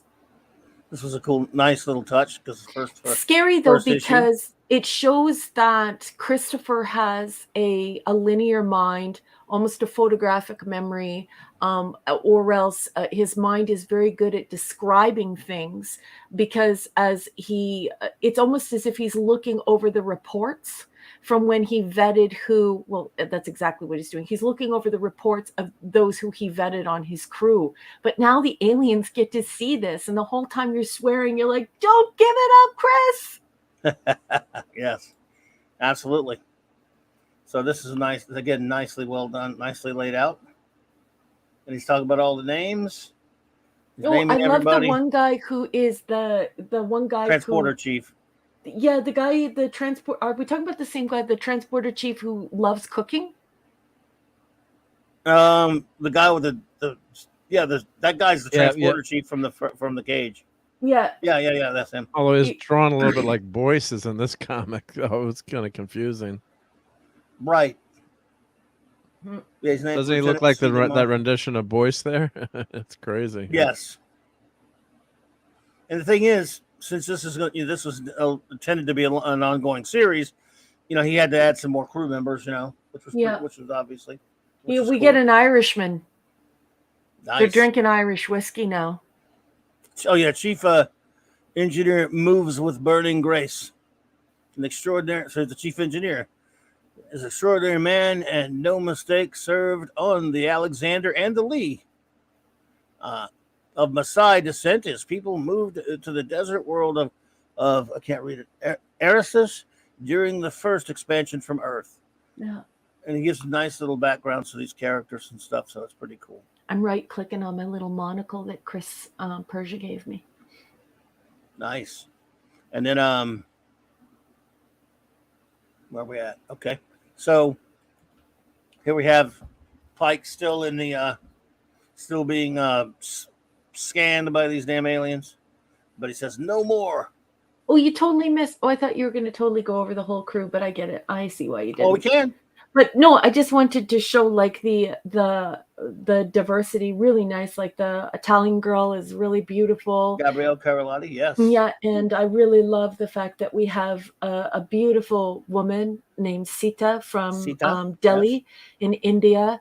It's just it's a really great crew. And Jose Tyler, he was in The Cage. Yeah, some really good stuff here, folks. Yep. Tyler was in The Cage, and then of course, yep. Nano, the only emissary ever. I liked it was interesting, sent from the Lyran culture. The Lyran have a very finite population, duplicate balanced. Everyone fulfills a set role. It's the closest thing I've ever seen to a perfect society. After the Federation's first contact, they generated an extra member of society to act as their emissary. Nano. The trouble is, he can't go home again, and he'd upset the status quo. Starfleet's his home now. He's a bit of a fish out of water, but he's settling in. Plus, he's a grade 2 pyrotechnic. Yeah, I like that. I mean, again, clever thought went into these characters. Yeah, and imagine how the original Trinity would feel about this character, because this itches that scratch that they had in their zeitgeist, in their epoch, this worry about overpopulation, and then here we have this species where every birth must be planned, and every birth must serve society in some way in order to meet and not exceed those resources. So I love the fact that he can't go home. That is such a cool idea. Good night, Ravenscroft. Appreciate you so much. It's great to have you here, and always great to get new friends. So thank you so much, and have a good one.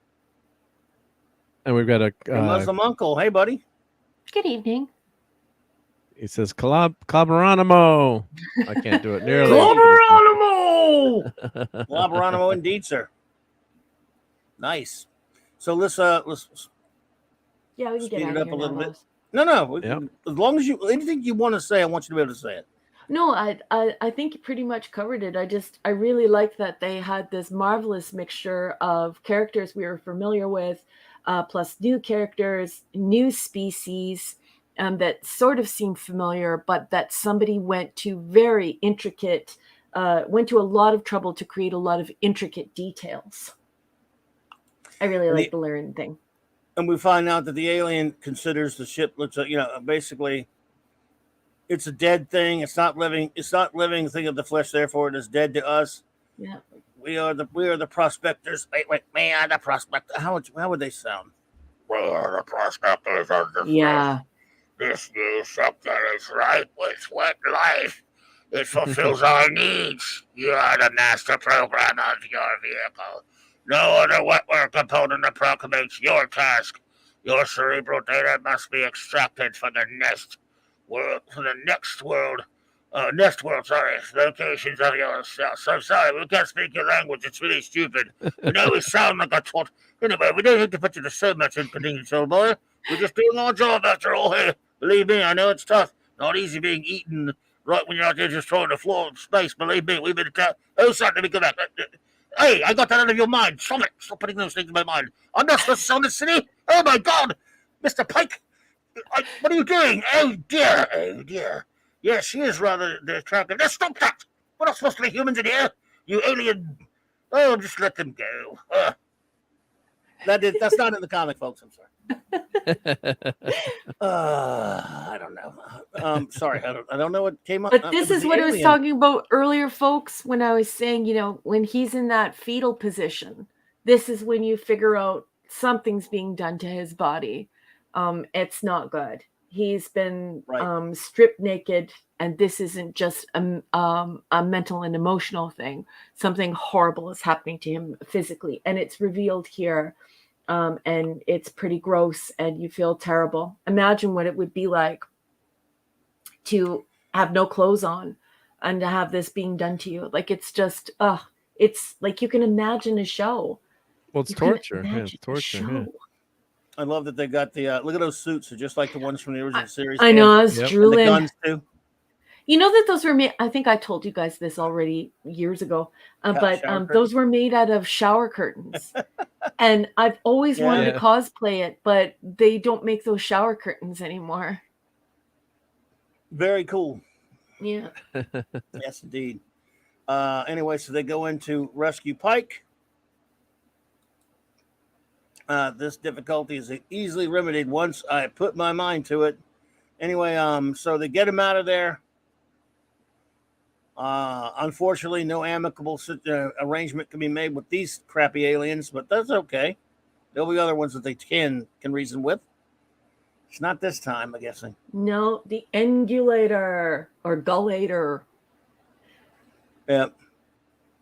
It is a species they're just going to have to get the hell away from.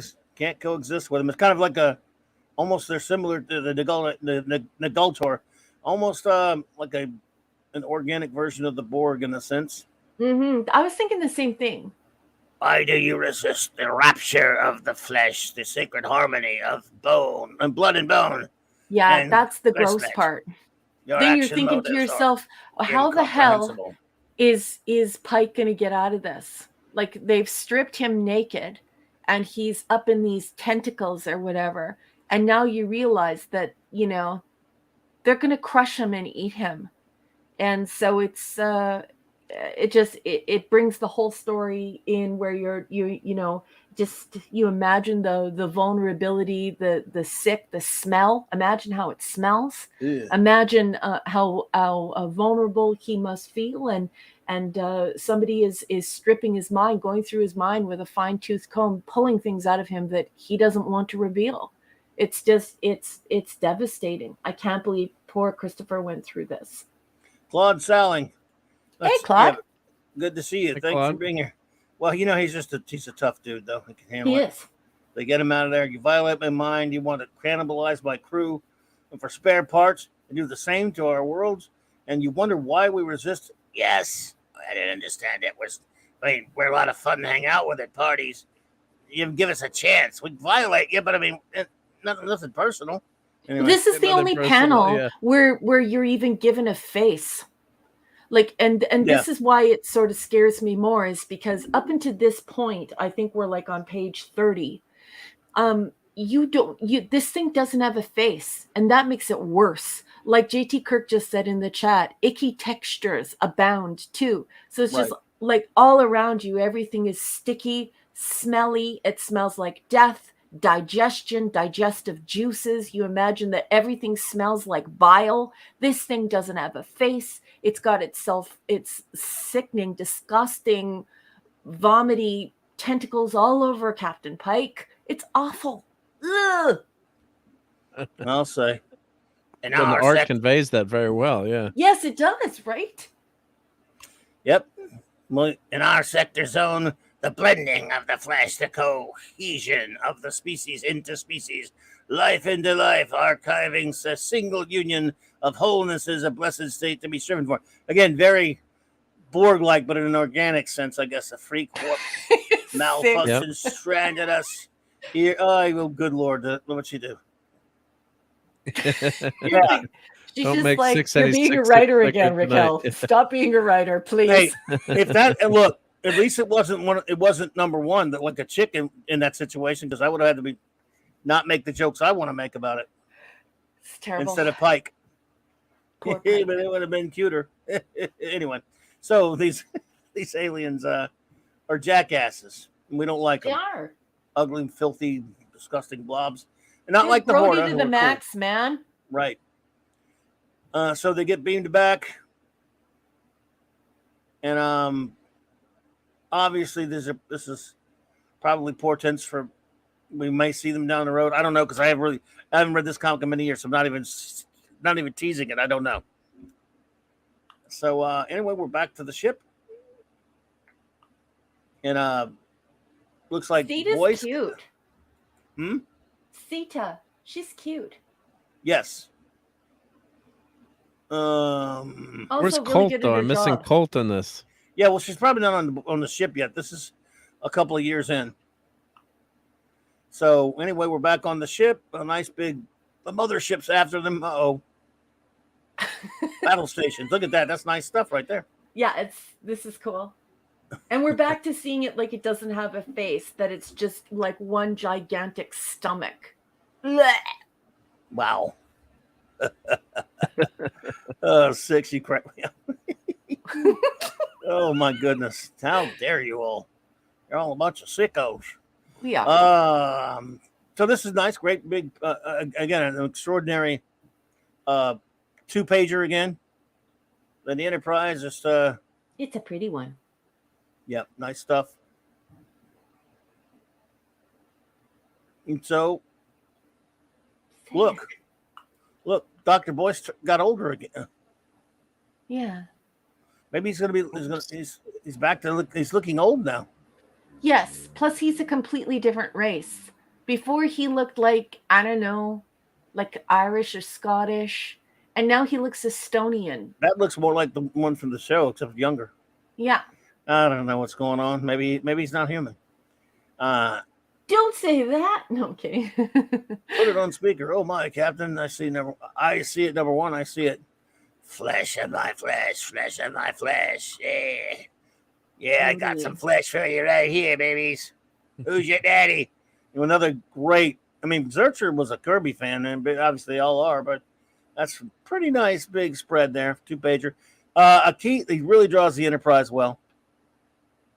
That looks great. Nice job. Yes. Well inked, beautiful coloring job. And so yeah, let's wrap this up. Unless you got anything else you need to say, number one. No, other than you need, if you love Star Trek and like actual, like real Star Trek, if you're into TOS, you need to buy these comics. I'm going to be buying them immediately. I mean, they're not canon, but you know what? If you can spare a tiny window in your head canon, I definitely think that this should be for that space, because you get to have Christopher Pike, but Christopher Pike actually gets to be who he is, how Gene Roddenberry created him. Number one is exactly how Gene Roddenberry created her, at least so far, in the first, 37 pages I've read. So there is a tremendous amount of fidelity here. This is a great time. This is good storytelling. Oh, we did miss that. Oh, that the ending is really important too, I think, in what Pike says in terms of that he feels guilty that he had to shoot, destroy the creature, which is very, Star Trek. So, which is really important there, I think, in that panel where he says, it doesn't feel right somehow. Yeah, we hit the one, but it's such a hollow victory. No, go ahead, Mark. No, but I just love the way that encapsulates Star Trek. Not to insult, I love Star Wars, but it's more of a space fantasy pew pew pew versus Star Trek, where they're Star Wars are at war, right? So this Pike is regretting it and then showing alluding to future Star Trek episodes where they maybe don't always want to shoot for, or the arena where they find out maybe they were trespassing on the Gorn. So there's a nuance there, and it's nice to see that translated in the comics. So it's very faithful to Star Trek there and Gene Roddenberry's vision. Well, he says we made it number one, but such a hollow victory. We met a new race, and the only common language we had was violence. And she said, with respect, sir, the Nagulta represented an alien ethic so incompatible with ours, you had no choice. While we might respect that ethic, we couldn't stand by while it overwhelmed and consumed the races of the Federation. He said, I know, but it still doesn't feel right. And that's very Trek. Because sometimes when Kirk or even Picard or whomever had to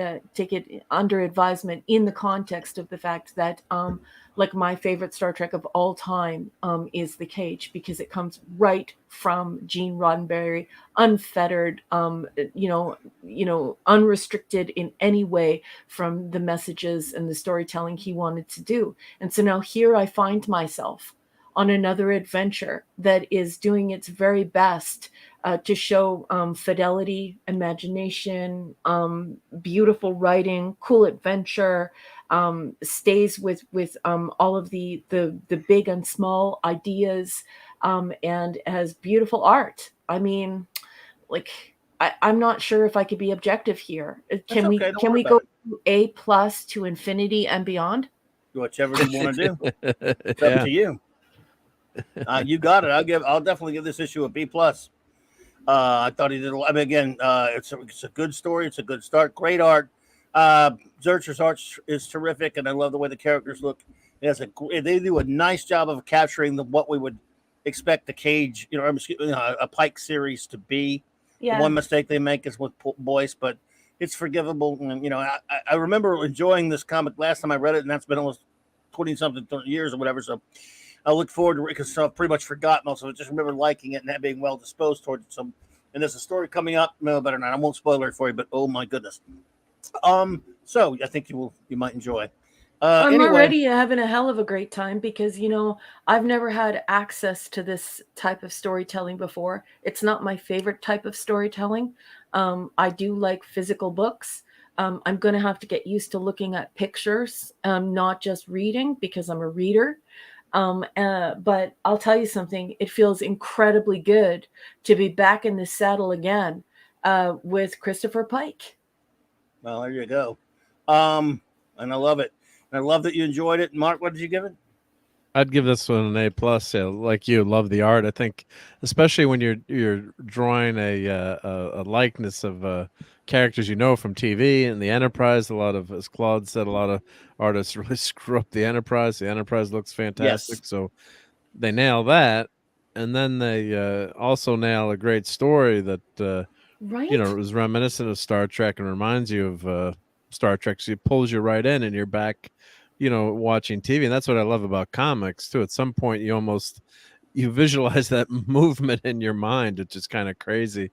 If you've read as many comics as Clobberin Times and I and the people in the chat, you know, this is your first one. But at some point, it's almost like the pages come to life, especially when it's very well Right? done. So the panel design was fantastic in this. It wasn't a boring panel design. I mean, look at that cover, how gorgeous that Beautiful cover cover. is. Mhm. Yep. So we people have been posting in the chat where you can buy these. I posted on Fleabag. There's a couple of sets available for $50 and There's some $80. trades. Well, it's There's $68 trades you can get. here in Canada on Amazon.ca. Which one? The issue, the single issues of the trade paperback? For the trade. Yes. Is that what this is? No. No, this is a single issue. It's $67. Well, we'll talk about that on the other end of the 77. credits. So we'll Yeah, flare yeah. in credits here, and then Okay. we'll, and then we'll get. Yep. Everyone, But that ends great our issue. segment for our review. Were you done, Mark? I'm sorry. Oh no, I'm good. No, it's fantastic. Thank God. Fantastic. Next week, go folks. find it. Next week, folks, Star Trek: The Earlier Voyages, #2. Here we go.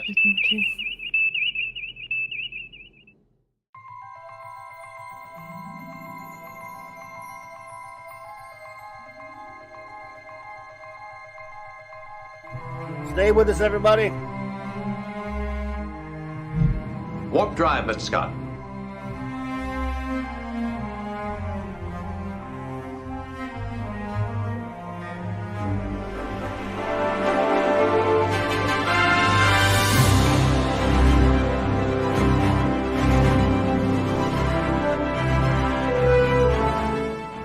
I had warp 1, Mr. Sulu.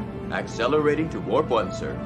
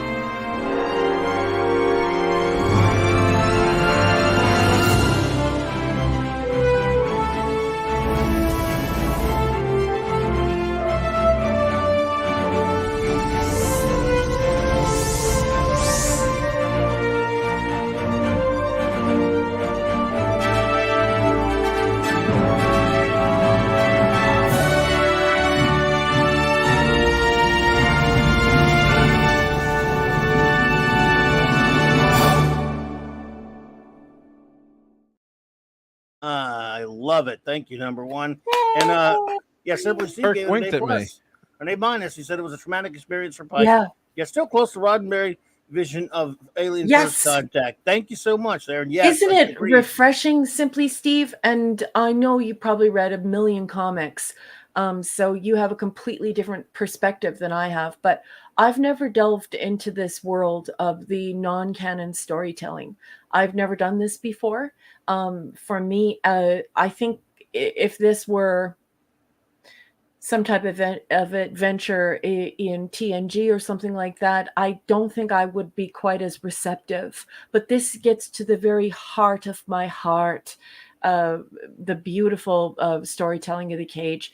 I'm so looking forward to going on a few adventures with Christopher Pike. He is a marvelous captain. I adore him.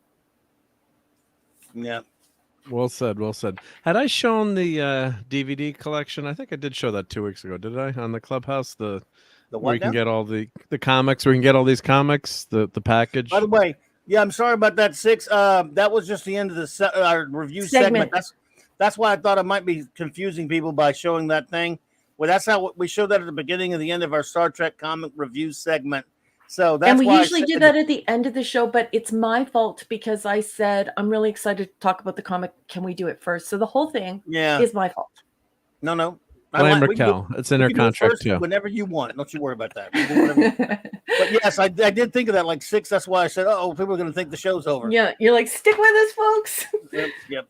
Well, you're thinking of also. You're also thinking of pulling that out and showing it as a separate episode or feature, maybe, right, on your channel. If I'm not mistaken. Yeah. If I can't really do it though. I don't have this computer. I don't think can do it like the old one could. Well, I can do it for you. And I don't know how long it would last. The second might be too long to do it, so I don't know. But we did it. We did it, so that's all that matters. Anyway, let's Well, had I go ahead. just tied into that. Sorry, just something. Yeah, did it? Had I you know? Yeah, had I shown the CD, the box, so you can get all these comics and still on eBay? I don't know. You can buy these.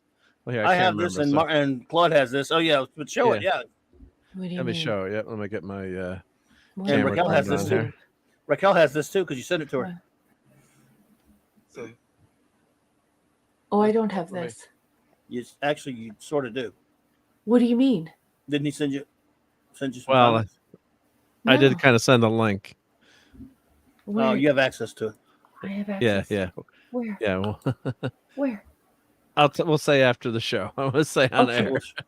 Okay. All right. Yeah. No problem. Yeah. So this was I bought this and Mike and Claude 2002. I have copies of it. Yeah. That's every Trek comic ever up until 2002 Oh my God. on digital. It's like a little ROM thing. Wow. Yeah. So it came out in 2008, I think. Larry was talking about this earlier in the show. Oh yeah. See, no comic books were published 2003 to 2000. Or maybe it was Minimus. I always forget. Minimus did it because Minimus mentioned it earlier. Yeah, I think Minimus mentioned it earlier. Everybody's such a brainiac in here. I can't remember who said what. So here's anyway, it's pretty cool though. Oliver Belamonte. Oliver. I saw your wonderful question, and I want you to know that I read a few studies on how you have like declining cognitive ability when there's noise around you, even if you don't perceive it yourself, like even if you're not aware of it yourself. And this comes on the heels of a study that showed that ambient noise, traffic noise, noise all around people, especially in impoverished areas where you can't escape city noise and lots of noise, construction noise and things like that. It does interfere with cognitive ability. And so I try to write in complete silence. I don't take drugs. I don't drink alcohol, and I don't listen to any kind of music or anything like that. So I know many of you have seen lots of documentaries on these famous authors who like do a whole bunch of drugs and they're alcoholics and and they're listening to like heavy metal while they're pounding out these amazing stories. And I'm the polar opposite of that. I have to sit and think and be quiet, and that's how I write. Kind of boring, hey? That's who I am, though. No, I hear you. There's no rock and roll story in my authorial repertoire. Maybe it's also because I do nonfiction, and so I'm so engrossed in my rhetoric when I'm teaching, if it involves pedagogy or if it involves some type of article or seminar or something like that. Maybe that's the reason, but incredibly and 100% the most boring nerd you will ever meet. I'm sorry, my story isn't more interesting. That'd be ridiculous. Whoa, what the hell? So what's the deal, Mark? So this if you can still buy this on Fleabag. For like $30 to $50. You do need to have 4 gigabytes, 4 megabytes of RAM. What is it? Yeah, 120 megabytes of RAM, which my watch has more RAM than that now. But yeah, this is 2008. But Yeah. yeah, I recommend getting this back. And I think the comics are in PDF format on this one, if I'm not mistaken. I think so. I think So they they're are. all PDFers. So Wow. yeah, and Well, then that's a it's a gooder. really nice book in here. You know, I like the way they make it like a VHS tape, so it fits next to your. That is Not the wicked size of- cool. so it fits right on your shelf. Is that a James Bond car in the roundabout? Oh, we were talking. Yeah, that's what he got. Yeah, from well- Playboy. Um, Yeah. which Yeah. James Bond movie is that again? I forget. Goldfinger. Goldfinger. I love that car. Goldfinger. Oh yeah, Aston Martin's great. So they Cool. don't like doing these kind of things anymore That's the one because that they you want can you to buy them eject from, digital. right? Yeah, well, Yes, we'll show that the later. ejection Yep. seat works. Yeah. So, but yeah, this is the. Are you If you joking? can find this. Nope. No, I'm not joking. Of course it works. I know, but demonstrated that's happens in the movie. Well, do you want me to show it now? Are you now that we're- joking? And the guy, I never joke about Do you want me my to show it now invention. that we're showing it, or I never joke about our equipment 007. Yes, that's what he says. All right. Well, why don't we show it now since we'll do it Sorry. quick. Since I never That's joke okay. about 007. so Playmobil's been doing these has IP in cars now, and they've got Ghostbusters. They've got Back to the Future. This is Playmobil. It's gorgeous. Mind Mhm. blown. They got Back to the Future, Scooby Gang. Look, Bond can get through the Mhm. radar detectors pretty Yeah, no easily Trump, now. He mate. can just change his blade. Right? The front bumpers come out like they do in the movie. There's Nifty difty. there's a machine gun tucked under here. If I can get my big finger, Get it's out very of tough to get. But town. the machine gun, you pull this little cap off that you can Yeah. very easily lose. Come on, Well, fingers. Don't break it. Don't just No. don't. Well, do here's there's a machine gun there. it. Okay. But but they have every Oh, cool. detail. See the machine gun? Yeah. So I'm gonna cover that back up. But Nice. it's really highly Sweet. detailed. Great paint job. You've got Yeah. the bullet shield in the back. So you pop that up, Oh, cool. and the fenders, the bumpers come out in the back too, of course. Yeah, I noticed the tire and shredders, Larry. I love the tire shredders. And they even have the bullets on there, bullet marks on They there, which is do. great. I got shot at. So you got that, and then the top comes off too. I love James Bond. Do you? I So didn't know here's that. Yeah, I do. I love James I love Bond. James Bond too. I haven't Here's watched the it since I interior. was super young, but that's like a favorite at the drive-in. So you can see the wooden steering wheel. Well, it's made of plastic, but Yeah. they've got the controls, so that, Wood. they're great. It's wood. Use your imagination. It is wood, Mhm. yeah. And then they've got the red button on the ejector seat, and they've got the radar there. They've got some gadgets. at I this like post, the so radar. That's great. So they did a nice job there. And the paint Yeah. job, you've got DB5. Yeah, oil slick. Tires say Playmobil. Yep. No Very oil cool. slick, unfortunately. But yeah, you can pull these out. So let's show the ejector seat. Okay. Well, of course, we've got Goldfinger, of Yeah. course. And you've got Marriott Hartley. Nice got Odd flat Job. cap. and the hat is removable, so he can throw the hat at Bond. Oh, okay. So Hot job. Yeah, he can- nice top hat Odd on Job, this guy. yep. Very good hats happening here. yeah, very good hat. Bond. James Nice. Bond, not blonde. James Bond. Look No at those weapon eyebrows. So silly. No Walther PPK, but I gotta ask Retro Boston if he can source a Walther PPK for Bond for the Playmobil. He found them for weapons for the A-Team. And of course, it comes with gold, so the set Oh, pays for wow. itself, right? I mean, so with Gold press with platinum. yeah. And the nice thing about even the box is well done. So the box has the. I had no You can idea cut the this box was open. Playmobil. I And you- 100% thought that was like a model car that you built. So they. You know I it's love got- making models. Oh, I You know, I yeah, love yeah. puzzles and So nice collector package, although I got a little dinged up at Amazon. My kids got me this for my birthday / Father's Day, so shout Very out to them. cool.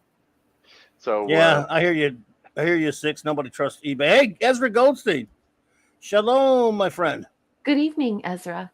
Yeah, I don't really trust eBay Fleabay? either. I mean, I've gotten stuff off there before. I bought a lot of stuff on eBay. Yeah. And knock on wood, I haven't had a problem yet. I bought a lot of stuff on eBay like 25 years ago. Yeah, it makes it's been a while. My thing bus was damaged, but I got a refund. Oh, you on got that. the new one? Well, the old one that's on my. Not that one you just got, huh? Oh, I did get that one. Yeah, that one came out fine. Thank God. Nice. Perfect. Yep. When did that come in? That came in today. Nice. So I got to do a review with you on that soon. Yes, sir. Cool. So here we go. So let's zoom in onto this. So I had no Bond idea that was Playmobil. I 100% thought that was a model you made. So Bond is headed down the road. Goldfinger's henchman is got the gun on him, and look what happens. Boop. he's launched out. Yep. Lovely. It's cute. But it's a great mechanism. So you just slide the seat back on here. Oh. That's really well Ezra, designed. it's your birthday? Happy birthday, sweetheart. Ezra. Well, the only luck I would get a computer virus says 6. Oh, wow. I've used those, and I didn't get one, but I hear you. If you're talking about the comics now, I assume you're talking about the comics. Ezra, the DVD? Happy birthday. In fact, Ezra, not only that, but happy birthday. Nice. Yeah. There we go. One more time. Big happy birthday from everybody to Ezra. Happy birthday, Ezra. Yep. Yeah. So yes, I recommend buying this. Did you wait a minute? Did Happy you say, birthday. It's so good. I hear you, 6. Can't be too careful. Nope. But you're very welcome. I'm happy you were born, and I hope you get spoiled today. Indeed. And I hope you had a wonderful day, whether it's the close of your day or the beginning of your day. I hope it was a special one. You certainly deserve it. You are a good friend to one and all in these rooms where we're chittity chatting all night long. So happy birthday, sweet human. Yes. Always good to and see I hope you, you've Ezra. got all the freebies on your birthday. Go out to Starbucks, get a free coffee, get Baskin Robbins, get a free cone. Bond. Ezra might be on the other side of the world, so it might be very, very early where Ezra is. Yes. Yeah, Which so go take advantage of that. Maybe Israel? Are I you in think. Israel? I shouldn't. I'm not sure. And you don't have to tell us either. Just I need to get to Israel. I must go to Israel very soon. I really like that Simply Steve said Playmo Bond. Playmo Bond. Yeah, it's pretty cool. James Bond. They knocked this one out of the park, and I bought the Knight Rider vehicle with one of my gift cards that I got from a present. So I've got the Knight Rider vehicle, and I've got the Back to the Future. I've got the DeLorean. So I got to do a review on those. But yeah, I mean, this looks great, right? I mean, it doesn't look. Here's the Corgi for reference. It says the original Corgi. Still pretty cool. Yeah. Which is still pretty cool, all metal. The Hot Wheels was like $7, which I got that one. Oh, cool. Something the Bond. Cool. I'm glad singer Shirley Bassey sang the theme song for the Bond films. Says Ezra, yes. Goldfinger. Oh, she's up in your neck of the woods there. Hey, you're in Canada? Are you in Alberta? I think we're actually going to plan an Alberta meetup because there's I think around 10 of us. Nice. Well, there you go. Yeah, so definitely, check that out. You can find it on sale sometimes for about $50 to $60. But if you're a Bond fan, I mean, this is obviously a toy for adults, not for kids. As you were saying, like what kid knows about Goldfinger and James Bond? I tried to be a good parent. No, it's definitely made for collectors, right? It's made for collectors. You can tell for the box, but yeah. I guess if you want to let your kids play with it, but it's very, very well done. It's I could never buy really, this. But really you know what I would do? I would go to a very, very nerdy shop, and I would pick up, like the 7,000 pieces of this car, and I would make the car. That's what I would do. I wonder if Oh, I can't remember darn, if there's a you're in Lego version. Ontario. That's my home province. Good old Ontario. Bit of a ways away from there. Mm-hmm. Bit of a distance. Yes. Well. There you go. Cool stuff. Love Yep. Cool. Sorry No, for that- interrupting. I just saw goodies, No, it's and all right. I really like James Bond. It's the so I was clubhouse. like, hey, Yeah, we can this do whatever it's we want. James Yeah. Bond. Look, this is the clubhouse. We can review. We can not review. We can do all kind of. We don't have to stick to any kind of schedule. Yeah. There's no schedule here. We can review that stuff next week if you want. I don't care. Or we can still do. Or we can still do them. I'm just saying, it's the clubhouse. It's the We're just clubhouse. chilling out with our buddies, and hanging out. Never ever. Yeah, no- Never, yeah. It never has But to be like definitely- in a hurry to do anything. Oh, Simply Steve, you're practically an honorary Canadian. He's in Minnesota. He's in Minnesota. Do you say Minnesota? Minnesota. Yeah, you Viking, you. I won't hold that against you that you're a Viking. Oh, and No, let you me might put not my admit the link to my videos I did on this with you. So let's put that in so people can go Right, listen we had to an our review and impromptu unboxing. live stream, yeah. Yeah, a little unboxing live stream going. that we did. Cool. Very last Yes, minute, indeed. and I asked Clobberian Times to join me, and then I'm started. I'm like, where is he? And I forgot to send him the link. Typical boomer fashion. You're like, link, please. Yeah. I Yeah. bummed it. What can We you had a lot of do? fun doing that. Yeah. What the hell did Yeah. you just send in the private chat? Oh, I need to click on this. Hold on. What? Oh, Sean Carter. I forgot that you sent me something. Let me see what we got here. I love Sean Oh. Carter. Everyone should follow We his. got something cool from Sean Carter sent. Yeah, everyone needs to follow his. Everyone needs to Nice. follow him. Hold on. On Hang on, YouTube. Sean Carter. I got it Great now. model maker. Yep. Yeah. This is a really nice that he sent me. Hang on a sec. Here we go. All right.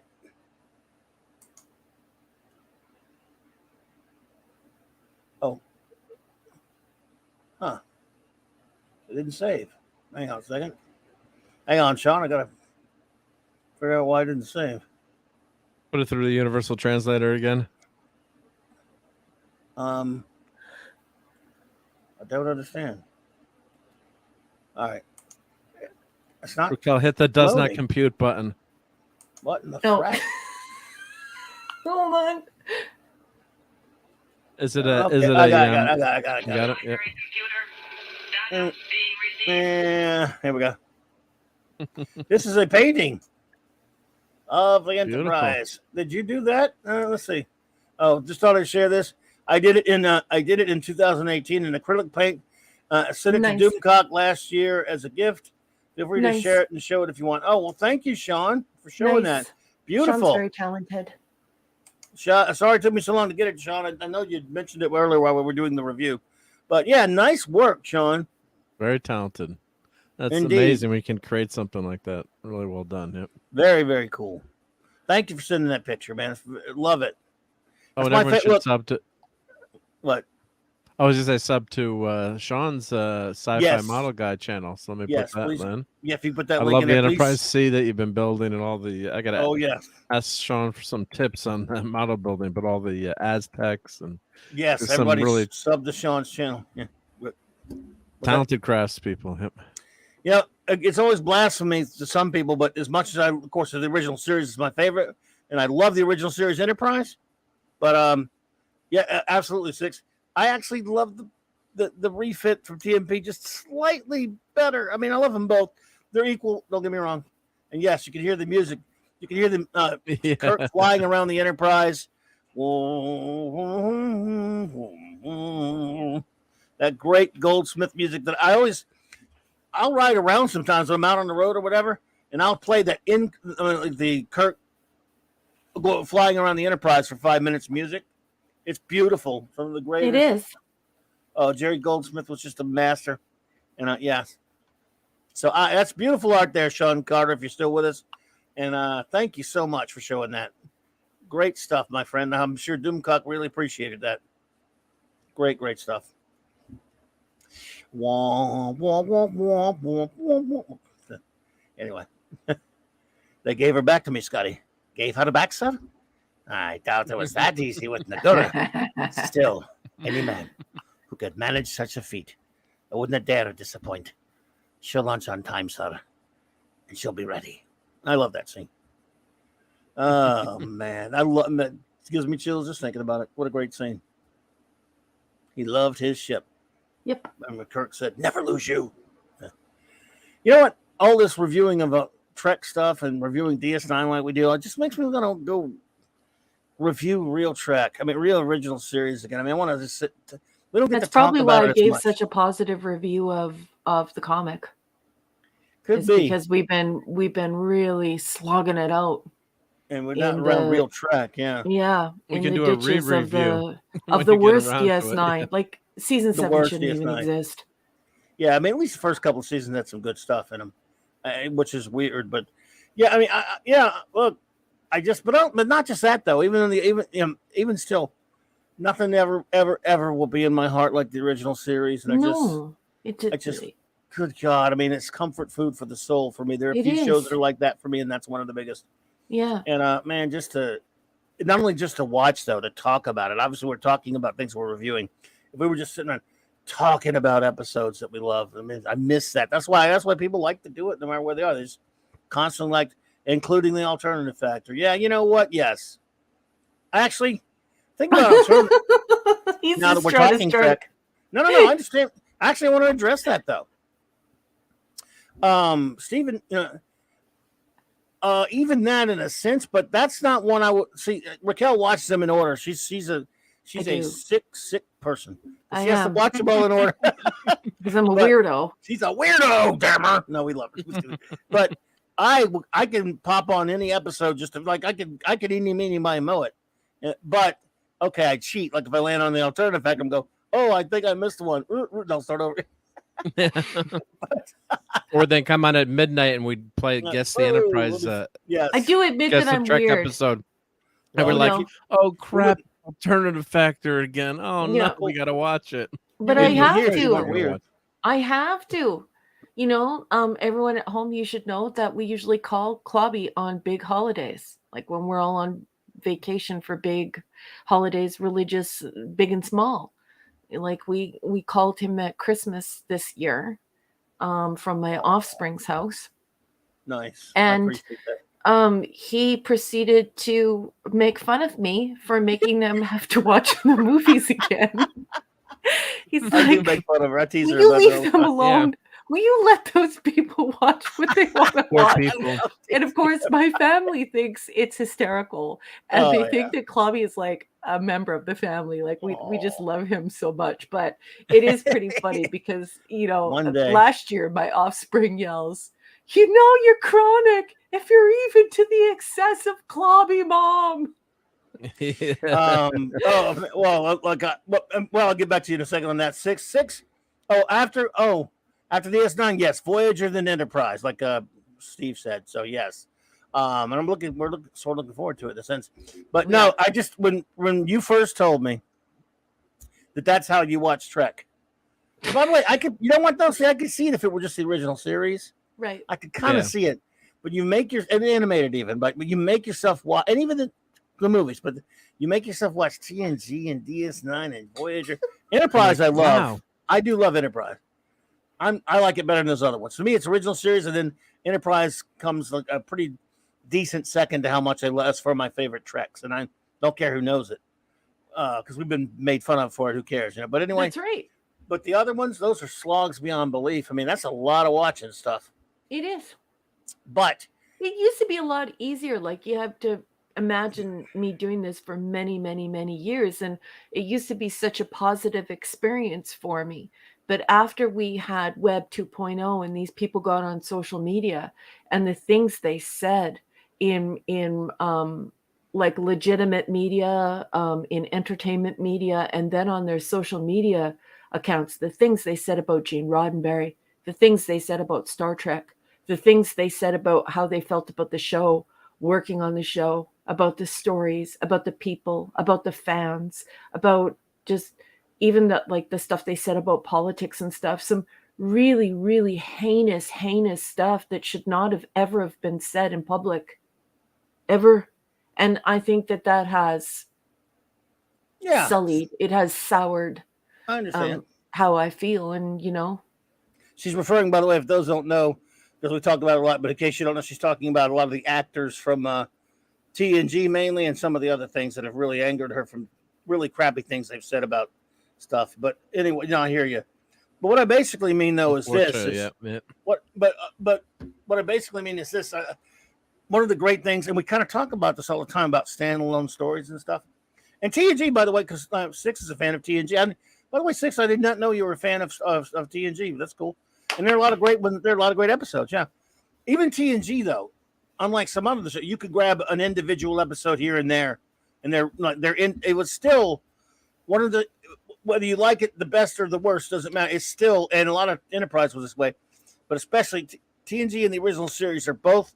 The one thing they do have in common is that almost all of them, with the rare exception, are standalone stories, for better or worse. Whether it's, I don't care if it's Alternative Factor, and I don't care if it's what's a crappy episode of TNG, Cat's Paw, or when it comes to TNG, I don't care if it's something garbagey like what's a garbagey episode of TNG? There's a lot of, but I mean, anything with Wesley, Sub Rosa.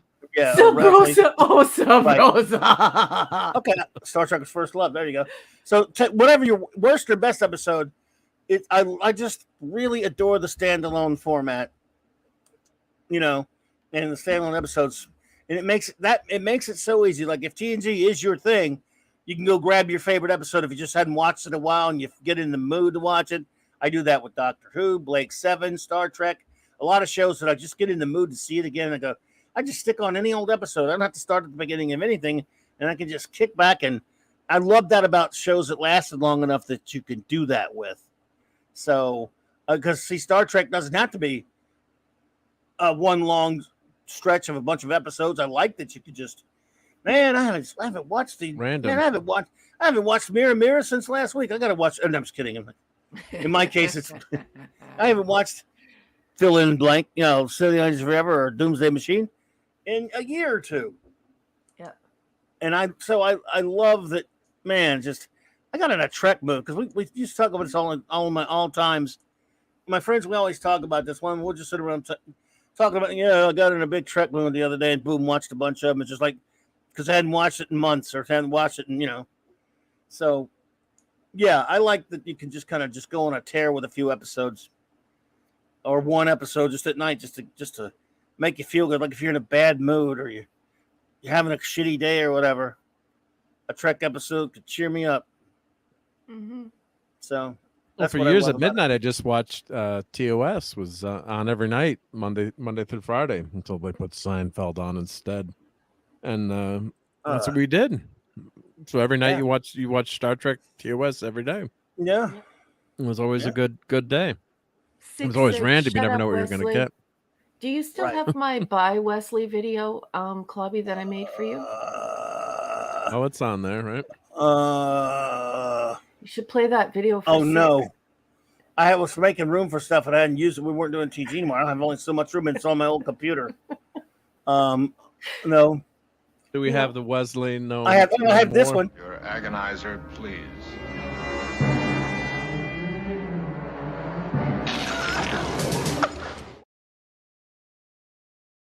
And you have this one.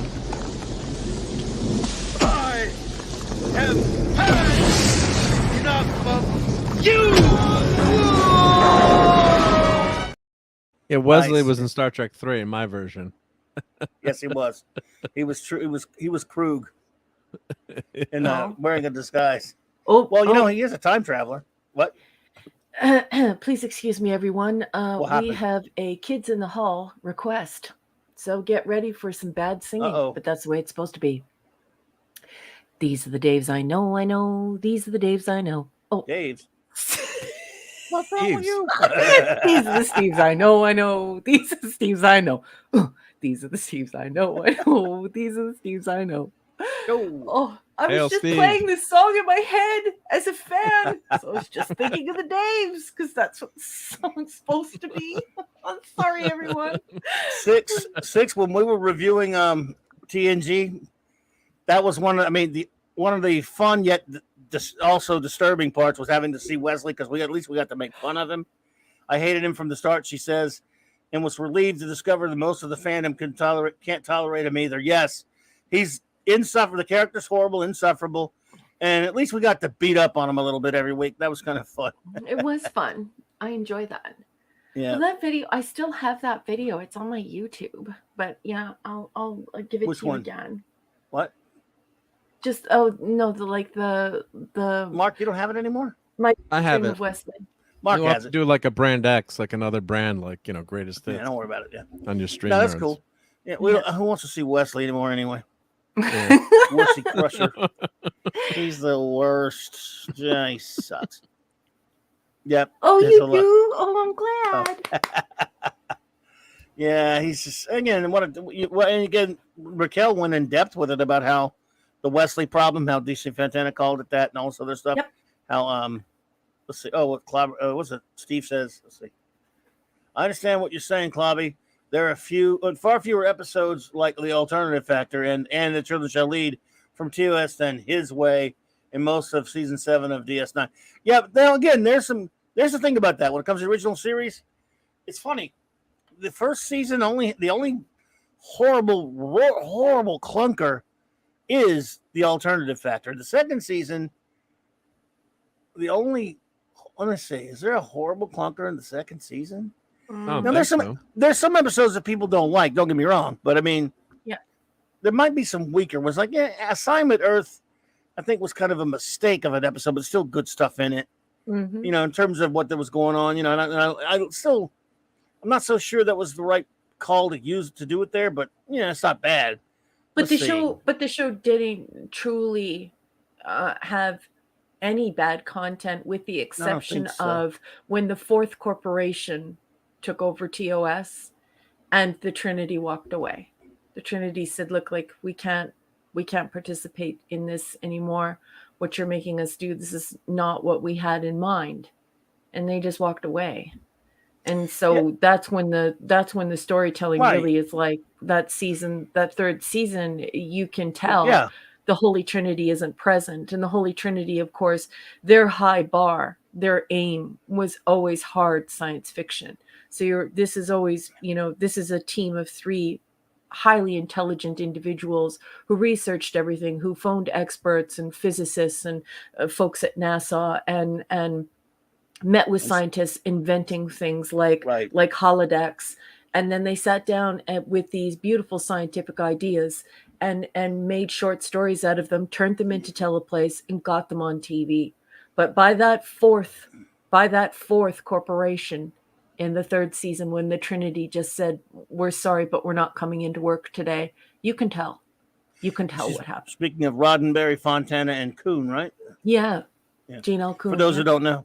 So, but I was basically, I mean, obviously we all know the third season had a lot of crap in it, but I was talking basically, that's what I'm saying. First season, other than Alternative Factor, and the second season, the only one I would personally, and not everyone agrees with this, I think Cat's Paw is terrible. I hate Cat's Paw.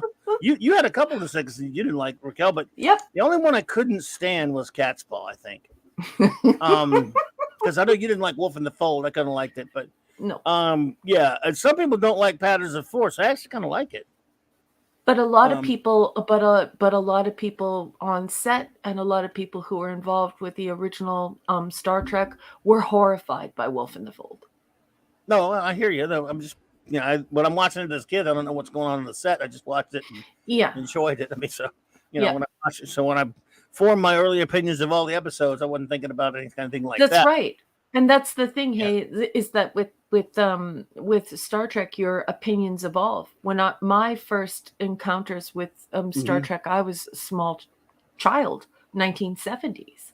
But then as you go through university and you take a writing program, an editing program, and you take, communications and technology, and you go through all this, and suddenly you start to see things more as a creator or an editor or an author yourself. And so for me, I think that I can definitely identify with what you're saying there. My relationship to and with all of the episodes has evolved over time. And sometimes I like some episodes more, and sometimes I like episodes less. And for different reasons, right?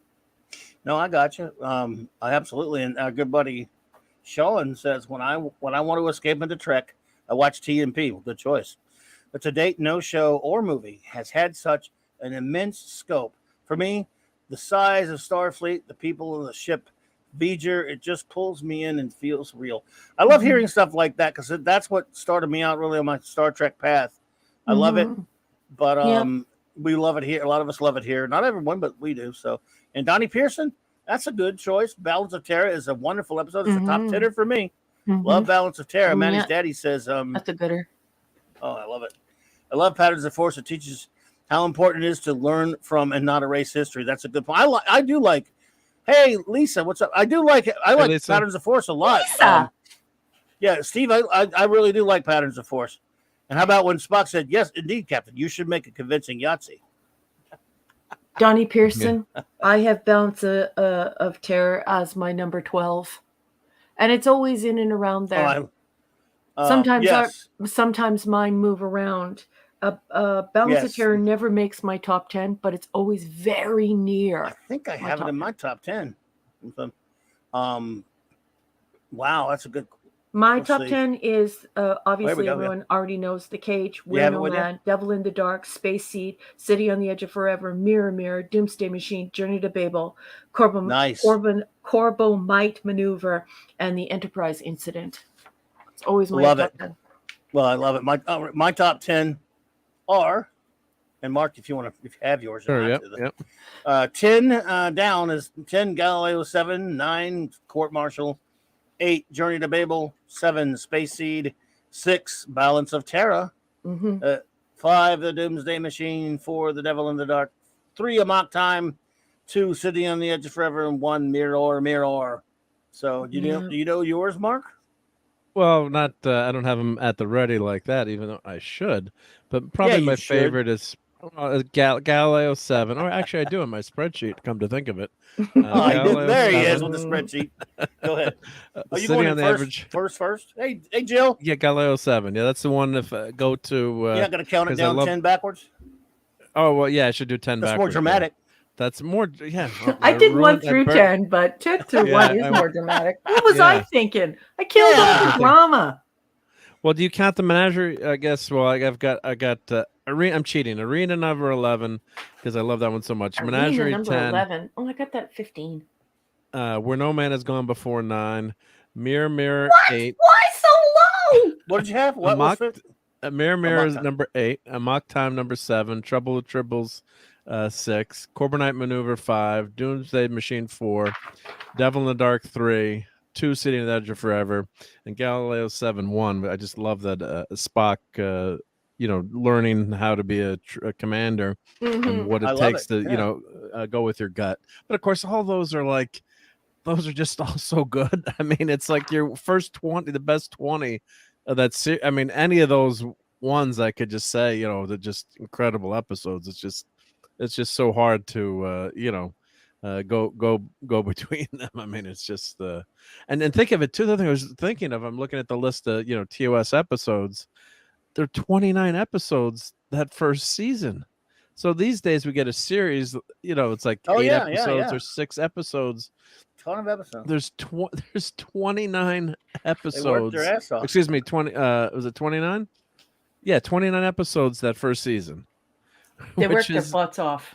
Imagine that 20, and you've got Menagerie, I guess, which reused some footage, obviously from the Cage to kind of get through, maybe help them with the production. But most shows, we're getting eight episodes for it's a new series. Yeah. The story behind the Menagerie is actually that they were looking for a way to save some money because the budget was shrinking and the budget was already small, and they had, of course, refused the Cage. They said it was too cerebral. They didn't like the way that women were represented in the military. They thought that it was going too far, that the audience would not accept it. Too cerebral, too much going on, completely change it. And so it was actually the genius of Gene Roddenberry to bring the idea of the Menagerie forward. And it was his way of giving 2 wonderful middle fingers to the corporation, because he actually got to get the cage aired. Without it, no one would have known, and we would have all had to wait until 1989. So it's always important to keep the menagerie at the top of your list. I mean, it's always in my top 25 because of that, that double gun salute with Gene Roddenberry giving two very, very glorious fingers, middle fingers to the corporation for saying no to the cage. He said, well, I've got a way that we can save some money. I've got this. And he got it all through, all of it, all the ideas they said no to, he got through. And so I'm incredibly proud of him for that. It was a stroke of genius on his part. Steve, I'm sorry, man. We let you down. He says, none of you have a piece of the action in your top 10. I'm going to have to find a new channel to follow. Well, I've got it at number 22. I have it at 16. number 22. I have a piece of the action wow. at 22 also. Wow. Well, Steve likes me best because I have it at 16. So there. That's true. You have it at 16. I have the Naked Time I at love 16. it. Let me say one thing great about episode. that, though, seriously. When it comes to my top 25 list, for example, I don't love number, say 16 that much more than I love number 22 or number 23. Yeah. Agreed. If it's on this list, I adore it and love it, because past 25, I can do another 10 or so that I love. I'm 25 down. My whole list is, I already did the top 10, 25 through 11s. Going backwards is Squire of Gothos, The Deadly Years, The Ultimate Computer, A Piece of the Action, The Changeling, Arena, Charlie X, This Side of Paradise, Shore Leave, Errand of Mercy, The Menagerie, A Taste of Armageddon, Where No Man Has Gone Before, The Corbomite Maneuver, and The Naked Time. That. I love every one of those, close to as much as I love my top 10. I love them. So Okay, so sorry, mine Steve. is from 11 down is Amok Time, Balance of Terror, Tholian Web. Some of these I've also chosen because I think they're incredibly cool science fiction ideas. Taste of Armageddon, Arena, The Naked Time, The Menagerie, All Our Yesterdays, Shore Leave, Metamorphosis, The Man Trap, A Piece of the Action, Requiem for Methuselah, The Trouble with Tribbles, The Squire of Gothos, with the honorable mention of the Galileo 7. Oh, thank you, Jill, for great list, by the way. Love it. I mean, I love all those. Thank you. I can't. You know what's funny? Thank you, Jill, for putting that up there. But yes, we did that. We did that a couple years back. You and I, we did our top 25s. Oh, we did. Yeah. But now every now and then we like to pull out the list and dust it off a little bit. But see, I had to rewrite mine because my dogs ate it. Oh wow! A number of years ago, my good buddy Flash, who I mentioned earlier, love him to death. He and I and his son Matt, we did our list, and this is like 12 years ago. I forgot, something like that, 10, 12 years ago. And they both had a bunch of third season ones on their list, and I'm like, wow, really? You have some third season ones, and that surprised the hell out of me that you do nothing against it, but they had some, and I was like, man. So we did a couple of before we did that, my wonderful friend Trekkie Kim and I, we did our list too. And so the next after that, I said, okay, next week we're gonna pick our top worst. And Kim was so almost aggravated with me because she said I love Star Trek too much. I can't pick a worst list. I love it too much, but I said you get to talk bad about Alternative Factor. Okay. She doesn't like Alternative Factor as well. Oh, she hates it. That's her most hated episode. That is also I'm not sure if it's my most hated episode, but it's certainly. I mean, it's not my most hated one, but I can't even remember. I have to make that'll be a new list for it. But didn't we do that list? I forget. No, I don't think we did. But so my point basically is Flash had some episodes on his good list because I love him to death. He and I don't agree on a lot of things. He had some things on his best list that would be on my worst, that were on my worst list. I'm not going to embarrass him here because I'd have to have him here to embarrass him. But some of the ones he picked, and I miss you, bro. I wish you'd come back on so I could pick on you about it again. But it was some of the ones It's just funny how that works out, though, because I was actually, the whole time we were doing the list, I remember being shocked that they were picking third seasoners. I'm like, wow. Now, you picked, I love the Tholian Web and I love the Enterprise Incident. And those are the ones, those are the third season ones on. Those are the only ones, right? Yeah. I think those are great episodes. So I'm not just saying it because it's you. Because if you picked Spock's brain, I would be picking on you. I'm sorry. I didn't mean to. Yeah. I couldn't let that go. Or And the Children Shall Lead. Then I would have to. Oh God, hail. Fire and snow. Yeah, for me, yeah, too. Like, I think graduating from university after studying writing and literature, and then obviously writing, it had a huge impact on how I feel about the episodes. Definitely transformed how I thought about the episodes, because there are some episodes that I don't even consider like overly strong episodes, but at the same time, the ideas. I'm absolutely addicted to science fiction ideas, because that is, of course, the very heart of science fiction. It's not people, it's not characters, it's not feelings or romance or drama or comedy. It's really about those ideas. And I'm so enamored with those ideas. And some of them are so fresh and original that even if everything else around it is failing or perhaps isn't up to snuff, you still say to yourself, well, that's such a cool cat idea. Like, I wish I would have thought of that. That's a great idea. You know what I mean? Yes. Look, that's why I love original Trek so much. There's none of the baggage in there. None of the, I mean, look, when Kirk, it'd be different. Like when Kirk was, macking on a chick or something, that's a little bit different. But it never got in the way of an episode. And it usually when it was there, it was part of the story that made sense. Yeah. So, and, I remember one day back in like the 80s or something, my buddy and I were at the comic shop, and I think a shop I was running, and some jagoff comes in with the usual stupid, smarmy jokes about Kirk has to get laid every week. And we said, no, not every week. We were defending it. It's just every week. Yeah. Oh, yeah? So we stood there, and we right in front of his dumbass counted him. Yes, to get a chick every week, right? And we said, we counted about and we counted how many there were, and it was nowhere near every week, of course. And he still said, don't you think that's a lot? And we came up with maybe roughly about close to 20 or whatever it was, where he had either some sort of, I guess, love interest or what have you. And we said, no, he's the captain. That's fine. He's Kirk, man. No, I think it's about right. Man, man's not married. Just because, and years later, when someone pulled it on us, we said, just because Picard's a wuss doesn't mean Kirk can't go having some fun. Yeah, I mean, dude was a player. No, I think I only have one from season 3. Let me recheck. You have 2. You said Enterprise Incident and Tholian Web, which are great ones. I love Tholian Web. Tholian Web isn't in the 3rd season? Yes, it is. Yep.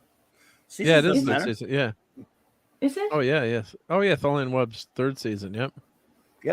I love the episodes. Great episode. I mean, I love it.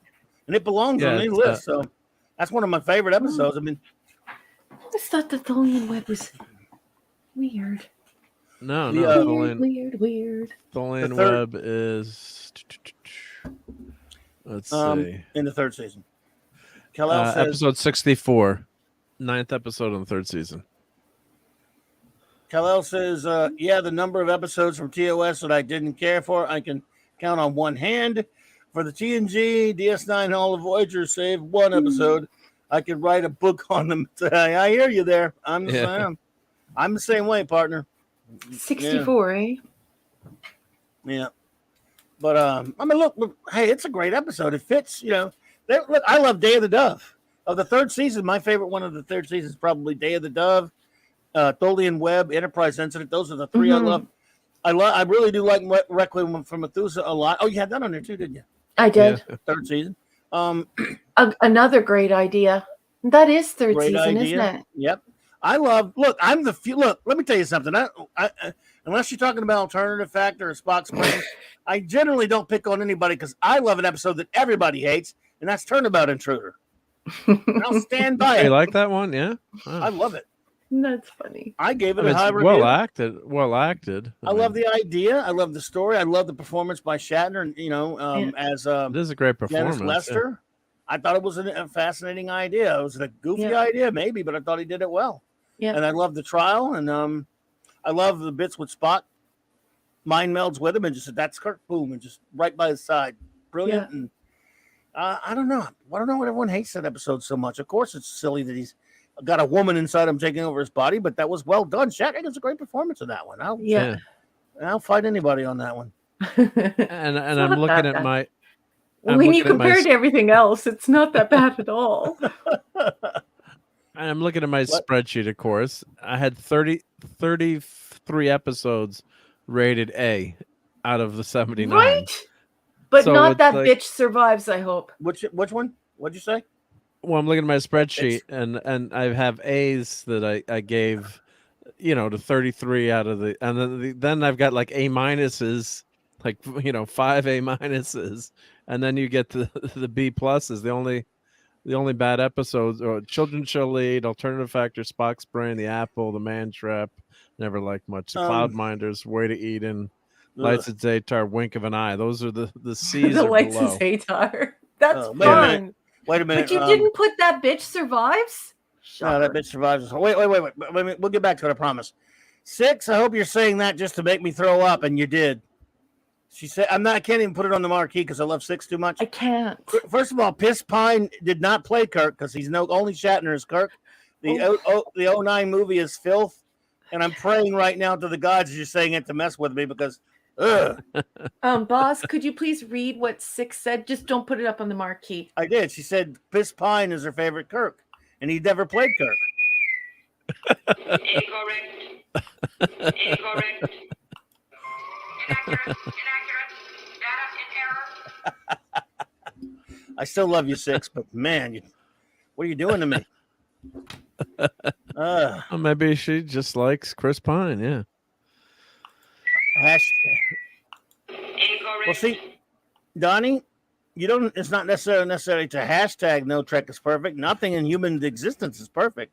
So yeah, there's no Trek is perfect, but only Trek from 66 through 05 is actual Star Trek. The others is Star Trek in name only. That is correct.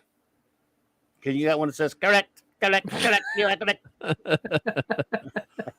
What about Mud's Women? Mud's Women's an okay episode for me, Ezra. Of the first season, I would call it one of the lesser episodes. I don't like it much, but it's not not horrible. What's that? I'm going to pull up the list of season 1. Just the whole thing. Of the whole thing? Yeah, we could look at Trek episodes. We'll do our other reviews next week. Is that fair enough? Well, it's getting pretty late. Really? I was gonna say, yeah. Unless you want to now. I mean. Well, yeah, it's already nearly 11. Yeah, we had a lot of fun tonight. Well, you want to show a list of Trek episodes? Yeah, we can just talk about Trek for the rest of the night and do the other. Unless you want to do those reviews now, it might take us. No, let's wait until next week because we only got 10 minutes left. We reviewed a Trek comic and we're going to talk a little, we're just goofing off, talking some Trek. Okay, so let's talk about some badness. Let's talk about season 3. So we got Spock's Brain, the Enterprise incident, the Paradise Syndrome, and the Children Shall Lead. Is there in truth no beauty? Spectre of the Gun, Day of the Dove. For the world is hollow, and I have touched the sky. The Tholian Web, Plato's Stepchildren, Wink of an Eye, the Empath. Oh, the Empath. Elan of Troyes, whom gods destroy, let that be your last battlefield. The Mark of Gideon. That bitch survives. The Lights of Zatar. Requiem for Methuselah. The Way to Eden. The Cloudminders. The Savage Curtain. All Our Yesterdays.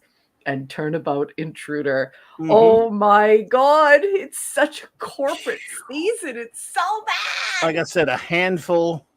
I love Day of the Dove. Silly, but I love it. Enterprise Incident. Tholian Web.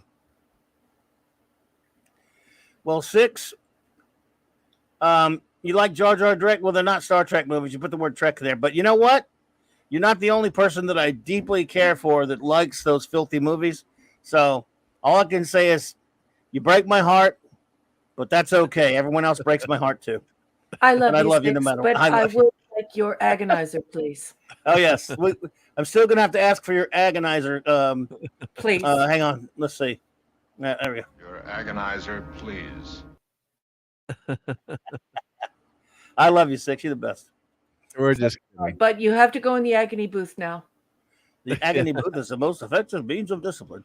I What may, about the I impact? may Ezra? rover you later, but impact. I love you.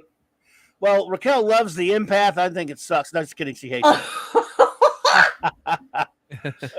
Ezra asked before we get on with that. He says, "What are your episodes of the Trek 3?" And you mean what are my favorite ones, or what are our favorite ones? Favorites? Yesteryear's a great one. That's the only one they count. I really like Infinite Vulcan. Infinite Vulcan. I'm the only one that likes that one. It's stupid, but I like it. But no, I'm trying to think of. I thought the Slaver Weapon was an interesting episode. I mean, I think there are a lot of good ones. Beyond the Farthest Star. Yep. I know for a fact that Raquel's favorite episode is favorite. I can't even lie. Make fun. The favorite is Bim. You're laughing. Yeah, she loves Bim. You're laughing at your telling. Oh, I'm gonna kick you. Like, oh, Stupid shit. Bim. But I love the animated series, though, Ezra. I'd have to. I haven't. It's a good question. I haven't made a list on that one, so you never know. Yeah, the Infinite Vulcan. I know it was dopey. there's No, we don't have. We can go Beyond the back Farthest Star. we Yeah. can go back to the show. Yeah. The I Lord love the Lorelei jihad Signal. though. Because The jihad. That's your favorite one, yeah. the jihad is just it's so great. People are like, Yeah, story. Bam. Gene Roddenberry, DC Fontana are like, Right. this show is not for children. We've only accepted this because it will allow us to explore science fiction ideas we can't put on screen because we don't have the technology. And people are like, no, TAS is for kids. And then it clearly shows that they never watched TAS because, Lara, throughout the entire jihad, is Kirk. asking Kirk to go into the bushes and have sex with her. Like, multiple times out in the Animated open. sex. Yeah. Hey, Kirk, I could use a little, in the bushes. People are like, oh, it's for kids. No, Man-Trap. it's not. Now, of course, you don't have the cage at the front. The cage, of course, is a masterpiece. We love it. So Yeah.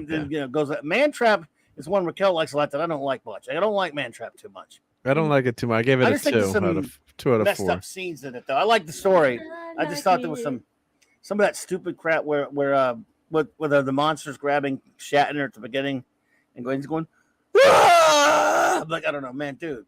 Well, they wanted the Monster of the Week to start the show off, so that aired first. My favorite part about Man-Trap is the story Roddenberry tells about it. About What's his father. His father went around apologizing to the neighbors. Oh yeah, for the first episode. Yeah.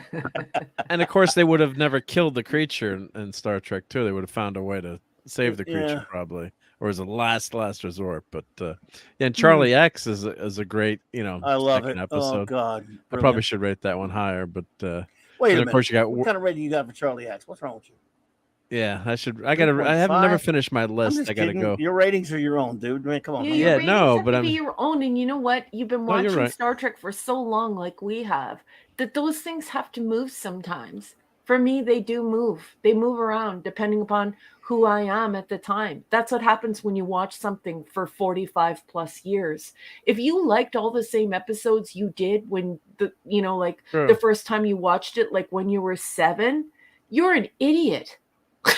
You know what I mean? Yeah, Like, What's the other? people the other grow and prob- change, and you know what I mean. You can't be the same Yeah. person you were when you were 5, 6, and 7 years old. Right. You can't be that person. Hey, Blunt Philly Reviews. Hello there. Welcome. Hey, Blunt Philly. Greetings. Well, yeah. Plus, the problem is there are all so many good episodes. The top 20 is tough to figure out. Yeah. Yeah. Man, Where No Man Go Before. That's an Love it. all-time classic. Oh, The second good. pilot, which is And I think we all phenomenal. have personal favorites, but I also Oh, think that your favorites also begin to take shape in a different way when you have an audience of 200 or 300 people who count on you to shoot straight from the hip. and to give them the truth about the good, the bad, and the ugly. Do you like all these cowboy Right. references? Like Yeah. it. Yeah, I like it. In all of the episodes, because they want to be able to have that voice to engage with when it comes to figuring out how they feel about the episodes. And so if you are clever enough and sincere and honest enough to be critical in the exact right ways, in objective ways and some subjective ways, people will begin to trust you. And we're always celebrating Trek no matter what. But the good ones, they come, they go. But you always have to stay honest. You got to be honest. I didn't know Yep. that Six has never watched Oh, wow. TOS. Okay. You never Wow. watched TOS. She never Well, watched There TOS. you go. Well, Oh my there you God. go. Inconceivable. Inconceivable. Inconceivable. Inconceivable. Inconceivable. You keep using the word. I do not think it means what you think it means. So anyway, you got these are. I mean, look, it doesn't get weak for me. After Man Trap, you got greatness like Charlie X and When a Man's Gone for, Naked Time, Yeah. Enemy Within. Mud Swimming, that's kind of a little weak. Yeah. Okay, That's fun. it's a great performance by Roger C. Carver. Yeah. He's just terrific. But now, What Are Little Girls Made Of is really good, but it's not one of my superstar episodes either. No. Yeah. I mean, it's good though. But I mean, Yeah. they're all good. Yep. Miri, it's good. Yep. Yep. Dagger of the Mind is a very Yeah. interesting episode. Yes. Not a favorite to Good. watch, but it's a good episode. Helen makes it nice, but yeah. Cobra Knight Incredibly, Maneuvers, incredibly number 4 for powerful me. stage performance in Yes. Dagger of the Mind. Yes. That should shake and quake you to your very soul. There's nothing comedic or cheesy or campy or funny about it. Dagger of the Mind is Yeah. difficult to take, and it goes to a place where it's almost what's the book? There's a marvelous book about the guy who commits Flew the Over the crime, Cuckoo's and he's Nest? put no. One Flew Over the Cuckoo's Nest. Mhm. Yeah. It takes you to that same place, Oh, and that I agree with stage that, yeah. performance that is put on therein it's Right. incredibly good. nice. Combat Maneuver is a freaking masterpiece. I love it Yeah. beyond Yeah. belief. Number is. 4 for me. Yep. Truly great. Conscience of the is King great. is really good. Great It's episode good. It's too. not one of my favorite, but it's good, solid. Conscience of the King is I like. Yeah, it. it's solid. Balance Greatness. Terror is Yeah. one of the all-time Greatness. classic Yep. episodes. Yep. So this is all I for. love- And then this season really takes off. And Shore Leave is a fun episode. I love Shore Leave. That's one of my. yeah. I adore Yeah, it. I love it really- because I love the idea. I Idea. absolutely love the concept of Brilliant. it. I also love the sexy girls and the bunny costumes. Yeah. I love the whole I remember idea that watching it as a kid. I'm like, "There's a rabbit on Star Trek. What happened?" But it's so good. I And like again- it because I was addicted when I was younger to Fantasy Island, and Shore Leave is very Okay. much in that same sort of Yeah, idea I see of that. Yeah. you're going away to this place and you're going to get everything you ask for. Really, you're really going to get everything you ask for. So I like that episode for that reason. You see what Six said there? She's not going to watch TOS until we circle back around to it after. Hey, don't tempt me. Hey, Ray Lucard, hello there. Hey, Ray. Hey, Ray. Welcome. I don't know if we've seen you here before, but greetings. Welcome to Clobbering Times. Six, you know what? You're tempting me to want to do that again. I mean, I'll be missing. Well, I'll be missing it re-review. so much. We might re-review it over. I don't know. Yeah, do it again. Back to the Future. Oh, shy. I don't know. You tempted me. Court Martial's greatness, in my opinion. I love it. Yeah. Return of the Archons is good. It's not one of my top. I don't know about you, but it's all right. It's not a top, but it's not bad. What did you Space think Seagull of is- Squire Gothos? I love one of my greatest in my top. It's my number 25. That's your I Yeah, love it. Okay. I Yeah, have it yeah. in my top as well. Yeah, I adore it. Arena, greatness beyond belief. Yeah. Yep. Arena's incredible. Space Seed, Yesterday's of course. Okay. Space Wait, Seed you is- got tomorrow. Yesterday's next, right? Yeah. Then Yeah, Court yeah, Martial, yeah. Greatness. Court Martial. Yep. And of course, it goes without saying, Space Seed is beyond belief greatness. Yeah, it's Yeah. incredible. So is A Taste of Armageddon, in my opinion. It's one of my Mm-hmm. favorites. Mhm, I love that's This a Side good of the Paradise. Yeah, I that's love a it. good one. Devil in Devil in Dark. Dark. Oh, that's not the top of top. the Three. That's of my the number world, Mom. 3. I think it will always be My number 4. 3. I think it will always be The Cage, Where No Man, Devil. I got you. That's my 4, so I'm right behind you. Alternative Factors is my number 1. I'm gonna have to admit it now. No, garbage. Your favorite? Yeah. Not my bottom, but Yeah. I have it as 76.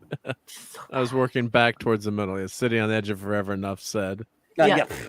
Oh, I mean, wait a minute. Where'd you put I it? was scrolling. Number 2. Oh, I got it at my number 2 as well. I have it at 5. I love it. Operation Island's a gooder. That's a really good one. Larry is requesting Gorn voice post haste. Larry, why do you always want me to hurt my voice? I shall not be merciful to you. I shall come and destroy you, Captain. Come to me and fight me, Captain Human. The arena is my favorite episode, and if you do not agree with me, I shall destroy you. So good. So good. Did you see this thing Steve put in the chat? Sorry that I sang the Dave song instead of the Steve song. Sorry. Maddie's daddy. But he puts in the chat, shore leave plus con, although he spelled con wrong. Shore leave plus con equals Fantasy Island. Fantasy Island, yes. Indeed it is. Absolutely. I mean, top of the world, the mock time is, I mean, that's my number, what do I have it now? That's my number 3, so you know how much I love that. I had number 7. Yeah, Hey, so pretty close. Can I ask a question? Yes. What the heck? Where's my list? Can I please ask? Because it's been so long since I logged into our account. Does anybody know if we have room for more emojis? Have we had an influx of new memberships? Because if we have, everyone's asking for a Gorn emoji, which I could definitely pull that together. But it's just been a while since I logged in. I don't know if we have any more room for. I'll have to check. I'm gonna have to ask Mark to look and see. I'll go check. Yep, I'll go check. Thanks. And Mario Marnes for Adonis, love it. Yeah, you say Adneas? Do you say Adneas or you say Adonis? Adonis. I say Adonis. I'm asking Raquel. You could say Adidas. What does she know? She's the word police. No, Adonis is fine. Okay, want to be sure. That's a great one. I love that one, and of course, the Changeling is total greatness. Mirror, mirror. Well, you know what the hell I feel about that one. Apple's good. Yeah, I like Apple's the Apple. the middle of the road. Top notch are here. Doomsday Machine. Crotch Cat's Paw. Paw you hate. Yeah. Cat's... iMud you don't like, right? I love iMud. Oh, you love iMud, okay. Sure. Yeah. I mean, it killed me to leave that out of the top. I actually really do love iMud. I think it's hilarious. Yep, she is the word police. Woo, woo, woo, woo. Slightly. Yeah. She's the word police. I'm a victim of circumcision. Metamorphosis I like a lot. I think it's excellent. Yeah. I like it too. I really like it too because love it. I love being able to be with Zephram Cochrane. I love that character. I find that actor to be incredibly attractive. Top-notch episode, yeah. Oh God, he's hot. He's a very cute boy, and not only that, I love the concept, the whole idea of it doesn't have a face. But they're still in love, yeah. Yeah, and I love that whole idea. That's a high concept. Ray, I think you're right. I think Ted Cassidy did do the voice of the Gorn, if I'm not mistaken. My voice is killing me now. Oh boy, that hurts. Oh, by the way, that's Glenn Corbett you're talking about, who played Zephram Cochrane. I remember that, and who was lost in a gunfight to John Wayne's son in Big Jake. Love that scene. Journey to Babel's total greatness. Yeah, one of my favorite, and that's the best episode ever to do the Star Trek drinking game. Logic. Yeah, I'm sick to death of your logic. That's my number 8. Coochie coo. Coochie coo, Captain. It's funny because of what coochie means. Yeah, coochie coo. Not back then. I know, but it's just funny because it's like coochie coo. And you're just thinking to yourself, why is this happening? Oh dear. Shatner looks better at 90 than he did in the Deadly Years. Friday Shadow's pretty good, but I love the Deadly Years. It's in my top 25. Mark, you are correct. I would just like to say you are correct. About what? Right? Just He aged Mark better was than just saying, himself like in the Deadly Years. you like when you see Kirk in the Deadly Years, he looks terrible. You see Kirk now with guy's nearly 100, and he looks way better, bad. It looks great. Yeah, well, it was. Remember, he said it was a peculiar physical degeneration that strongly resembles aging. It's the way old McCoy put it. Obsession, great one, love it. Yeah. Remember one of Raquel's non-favorites, Wolf in the Fold, but I kind of like it. That was interesting. Interesting when you've got Piglet as Jack the Ripper. Piglet is Jack. Right? I mean, what's not to love about that? Yep. Okay, then tell me you don't at least really like The Trouble with Tribbles. It's not my top 25 or anything, but come on, it's a lot of fun. Anybody? No. Oh, everyone. That's always a. No, if you ask 24. I got a friend of mine who put it as his top worst all-time hated episode. So he's an imbecile though. I mean, Tribble. I guess if most normies would say Tribbles is probably their favorite. Dad episode, Man. I'm guessing. Yeah. Hey, Dad Man. I love that. I get ready at number 6. I love it. I love it. Yeah. I really like. This is the one that gets made fun of a lot. I like Games to Try Skilling. I love it. Yeah, I thought it's a great one. I'll give it some episodes A- get picked on. or B plus. Yep. Piece of the action. Batman Satisfaction. I love Piece of the Action. We love it, Steve. We love Piece of the Action. 22. Mine too. And what about you, Mark? Is it on your list? 16. No. Oh, that's right. He likes you better. I love the Immunity Syndrome. I know Raquel didn't like that one, but I love that one. I'll probably soften it to it next year. Yeah, don't worry about it. Especially after being in this desert of DS9 for so long. I'm gonna watch it next year. I'm gonna give all of season 1 and season 2 just full past. Well, it's like you say, the idea. I think Immunity Syndrome is a wonderful concept, a great idea. Yeah. So, why? Thank you, Captain McCoy. Now, here's one I never really liked the whole hell of a lot of Private Little War. I got to be honest with you. I mean, it's got good stuff in it. Ron Altus, hey there, good to see you. And those two are my top 5. Your two that you love there are my top 5, especially Mirror Mirror at number 1. Private Little War. I don't know. You like that one? You don't like that one? Or? Well, I gave it a B plus. Yep. Number 1. Do you like that episode? I can't remember. Don't recall. I mean, the hot chick dancing and stuff didn't hurt it, but donut, whatever. But whatever that Nancy Kovac. Return to Tomorrow is a goofy episode, but it's kind of fun because Nimoy's terrific as Hennick, the bad guy. Yeah. Yep. Great performance. Patent is a force. Agreed, Captain. You should make a convincing Yahtzee. Let's see. By any other name. Yeah. Well, I love By Any Other Name. I know it's a lot of people don't like that, I guess, but I love it. Yeah. I love the Omega Glory. Yeah, I love that one too. Yeah. A lot of these are just, I don't know, I look back and I think about them in my mind and I just think, I don't know, I think I love all of them.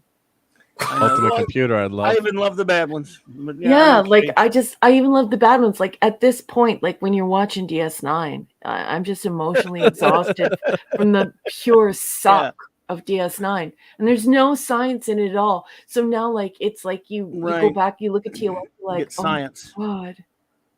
And this is what charges my batteries every year as I begin my new journey every January to watch these episodes.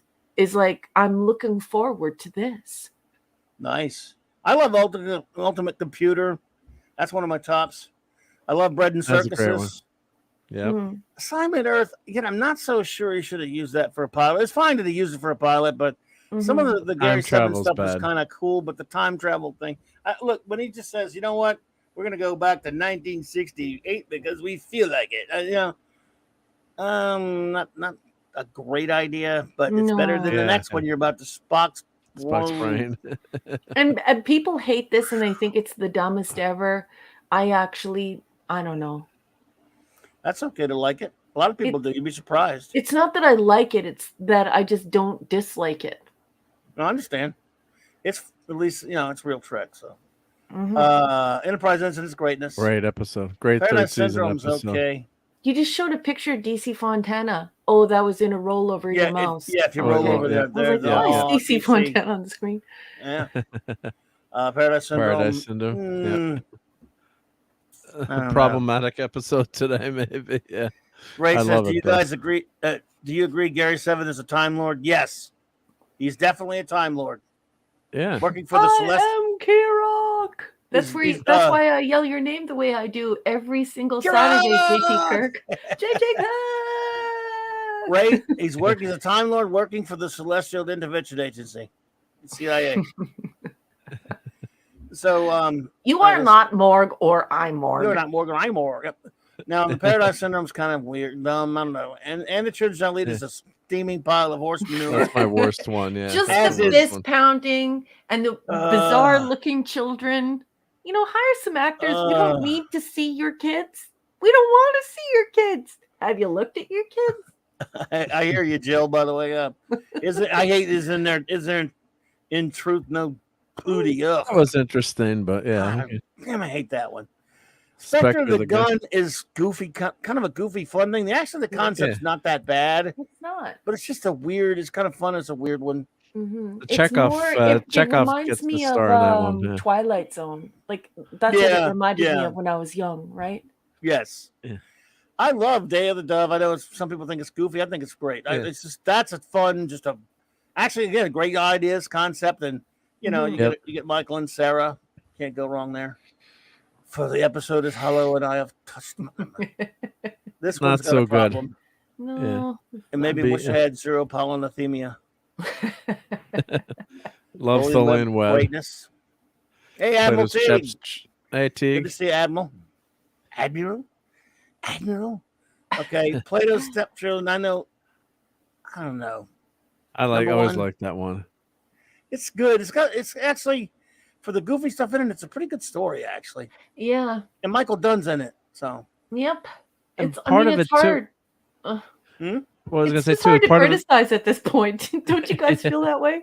Yeah. Well, also certain episodes I really love. Like you said, you change as a kid. Like that was also one of my favorite episodes as a kid to watch. Mm-hmm. So you have different rating. Like you have even though maybe some of the stuff you say, oh, there's a little bit that I don't like in the episode later. Kind of as an adult, you look at things, but that was always a favorite of mine as a kid.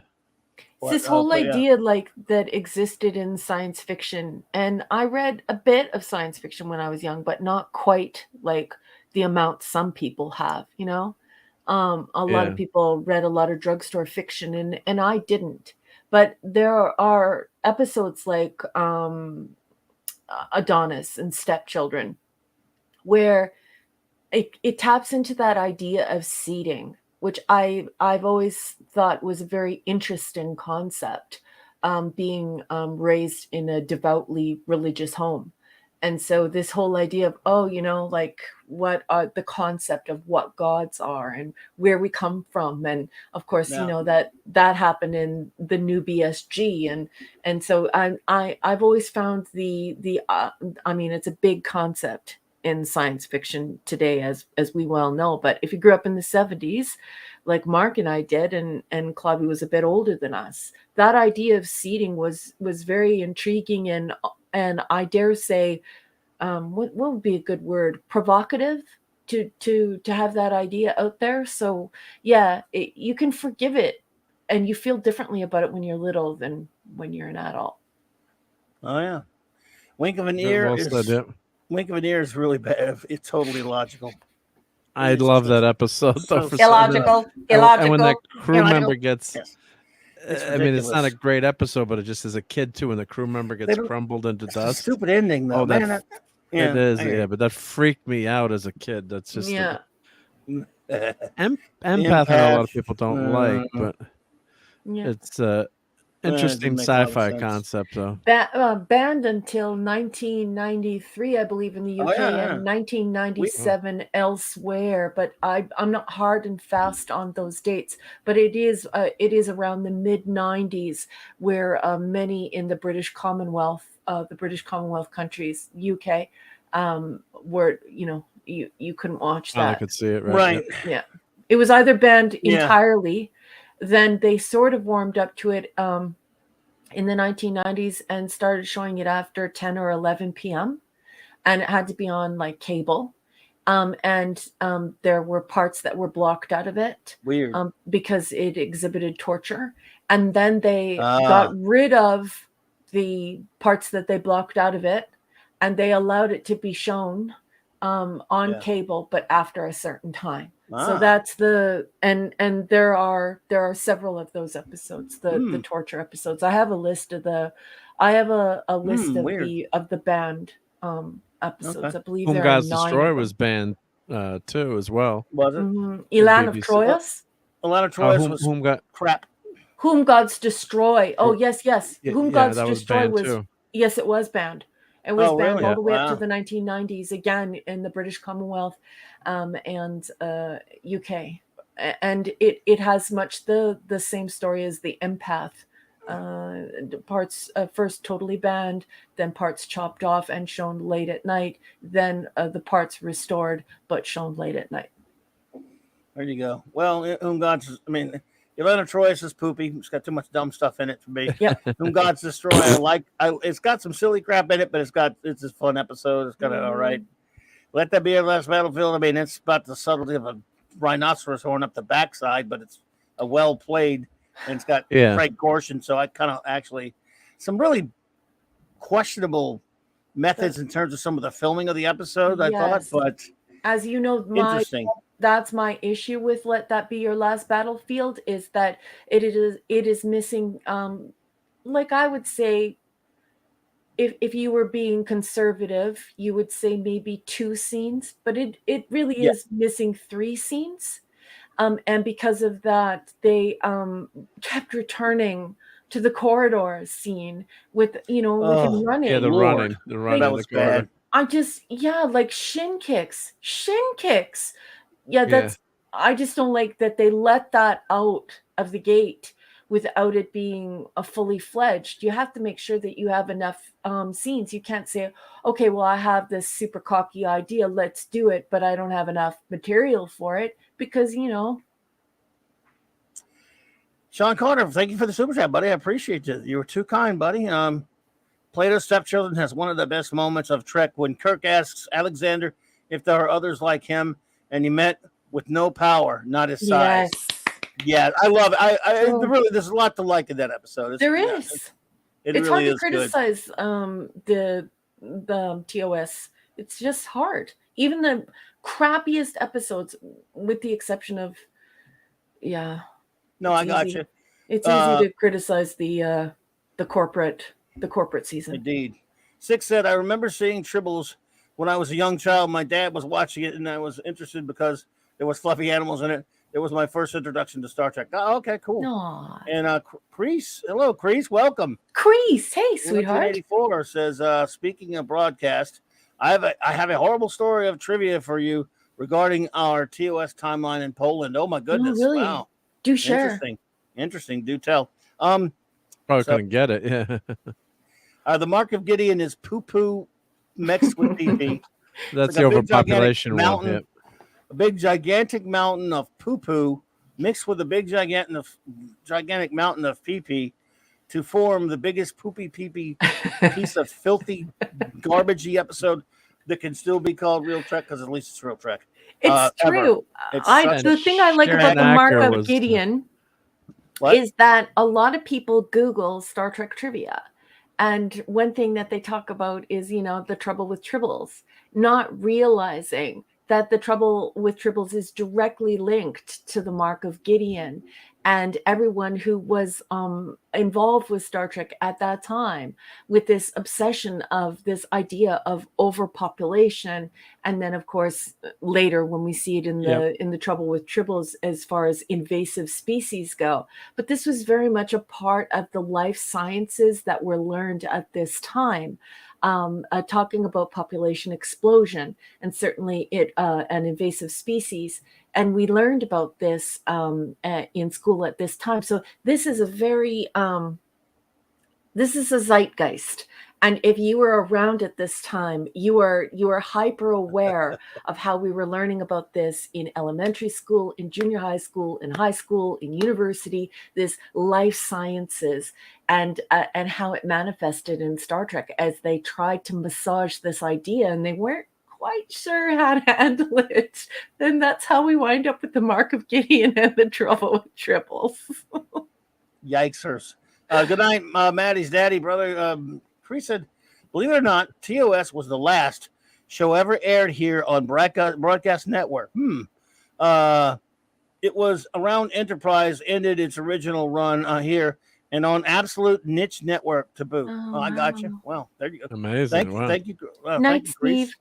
Nice, That's buddy. cool. Good night, Steve. Yep, I like his crack there. I don't want to hear any more cracks about this. No, cracks about the spreadsheet.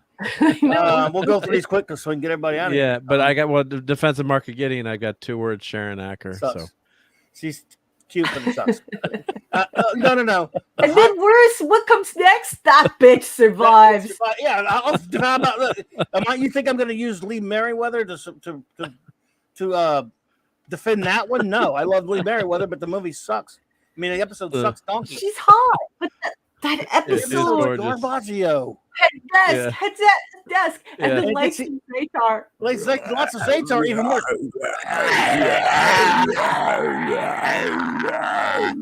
Exactly. You did it better than me. What? Sorry, everyone. I had to.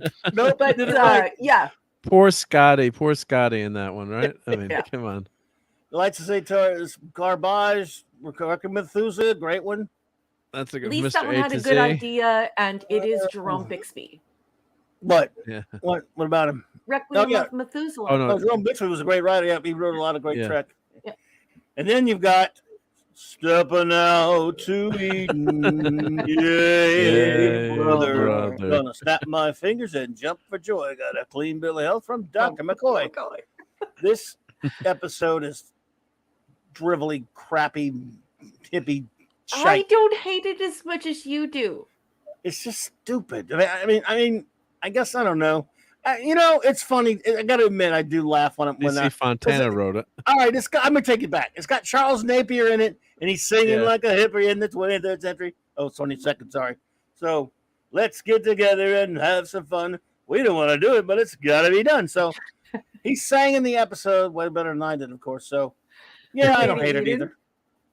Yeah, it's that's Charles silliness, Napier, but the great actor. we never minded when that one came on TV, and that would always freak you as a kid too when they went on the planet and their feet get burned. Yes, it's quite That's scary. Poo garbage. And I like the message that it carries. Which one? That's got probably that doesn't have the greatest costume in the history of Star Trek. The Cloudminders has the greatest costume Diana ever. Ewing. Yeah. Her chesticles are chesticles. majestic, and that is her chesticles are actually taped in there. I believe it might be tape or it might be glue. Nice. Yeah. So because remember, Luthor's Adonis was glue, and all of her skin came off. Remember, right? So I think for the Cloudminders, they just use tape. But look at these chesticles. Together and have some fun. Oh, that episode's stupid, but I love her. Yeah.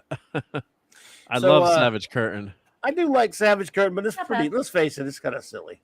I know, but that's that's just it's irresistible silly. Yeah, the Abraham Lincoln bit is just irresistibly silly, but I love it. It's pretty ridiculous. Lisa, I'm sorry. I happen likes Cloudminders. I may be the only one that doesn't like Cloudminders. I thought it was stupid. I don't know, but no, I mean, yeah, they're worse ones for sure. All our yesterdays is kind of okay, but some really annoying crap in it. The Tabacron's magic. The Tabacron is magic. Really, you got your 18? Wow. Marriott Hartley. There was something that you know what I hated was just because Spock traveled back in time and he reverted to a savage on another planet. That was ridiculous. That was okay. That was ridiculous, but the idea was cool.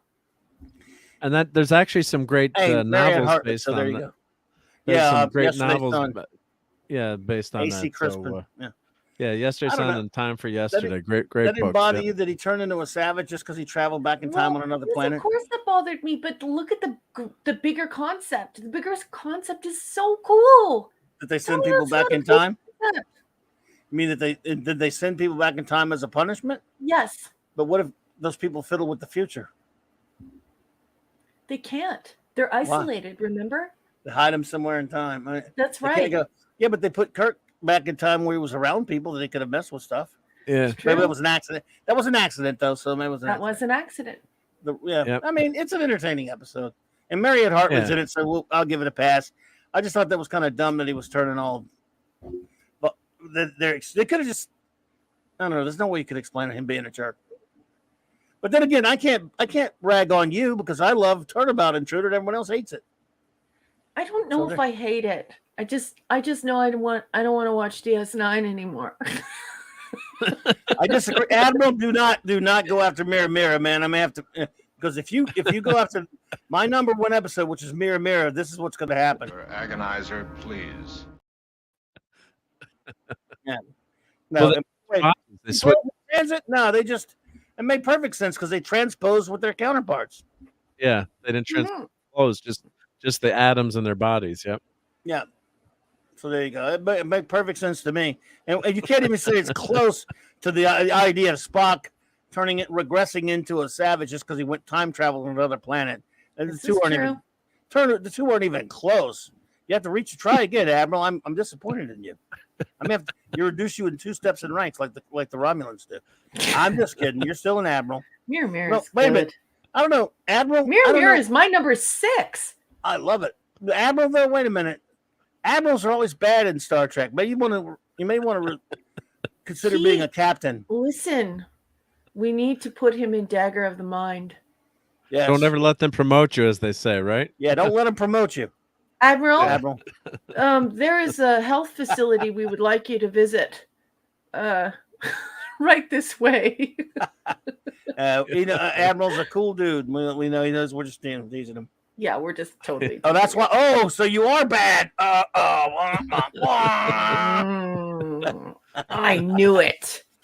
Well, anyway, we guess we're gonna start moseying. Oh yeah, well, Turnabout Intruder was. We got to finish though. We got to finish the list. Turnabout Intruder was. Well, we had episode 79. I already said it was. I love it. Oh, we did. Oh, and I know you Menagerie both have hate out it. of order. Oh, and Menagerie was out of order. Oh, why was it? Yeah, my Menagerie 11 and wasn't 12. in there. Oh, because 11 and 12 here. I love. That's You're why out number of 10. order.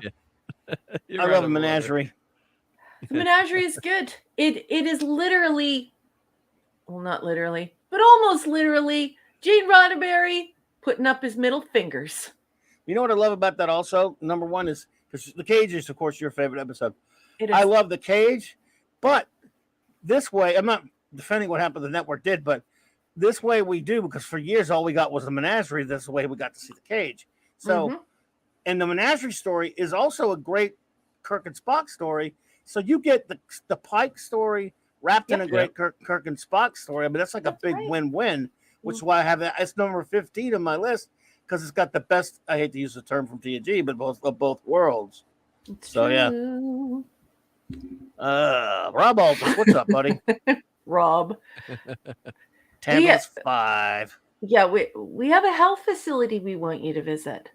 Ooh. Right this way, Admiral Teague. You got James Gregory there. He's going to give you the dagger of the mind. And remember him on Bonnie Miller?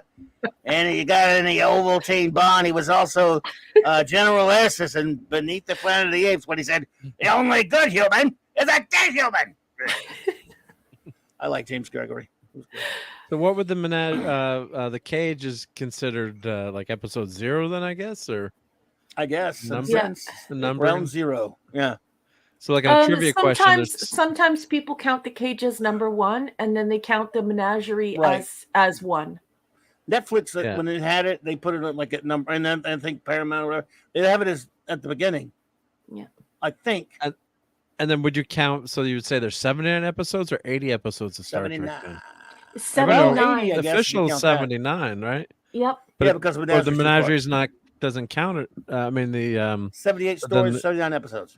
Yeah. The Cage doesn't count then, I guess then. because it was never really aired, I guess, as an episode. I'm just trying to wrap my Admiral mind around that. Admiral has one of those dagger of the mind chairs.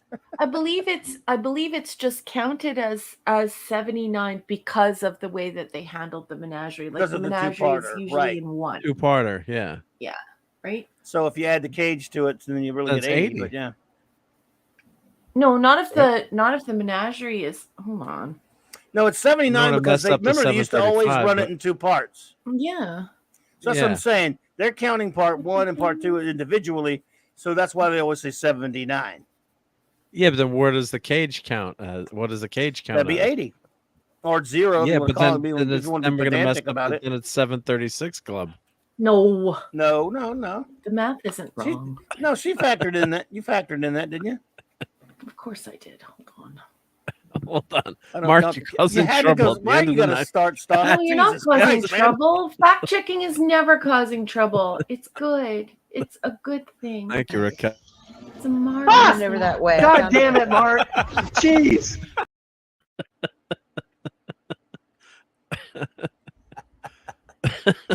Oh, shit.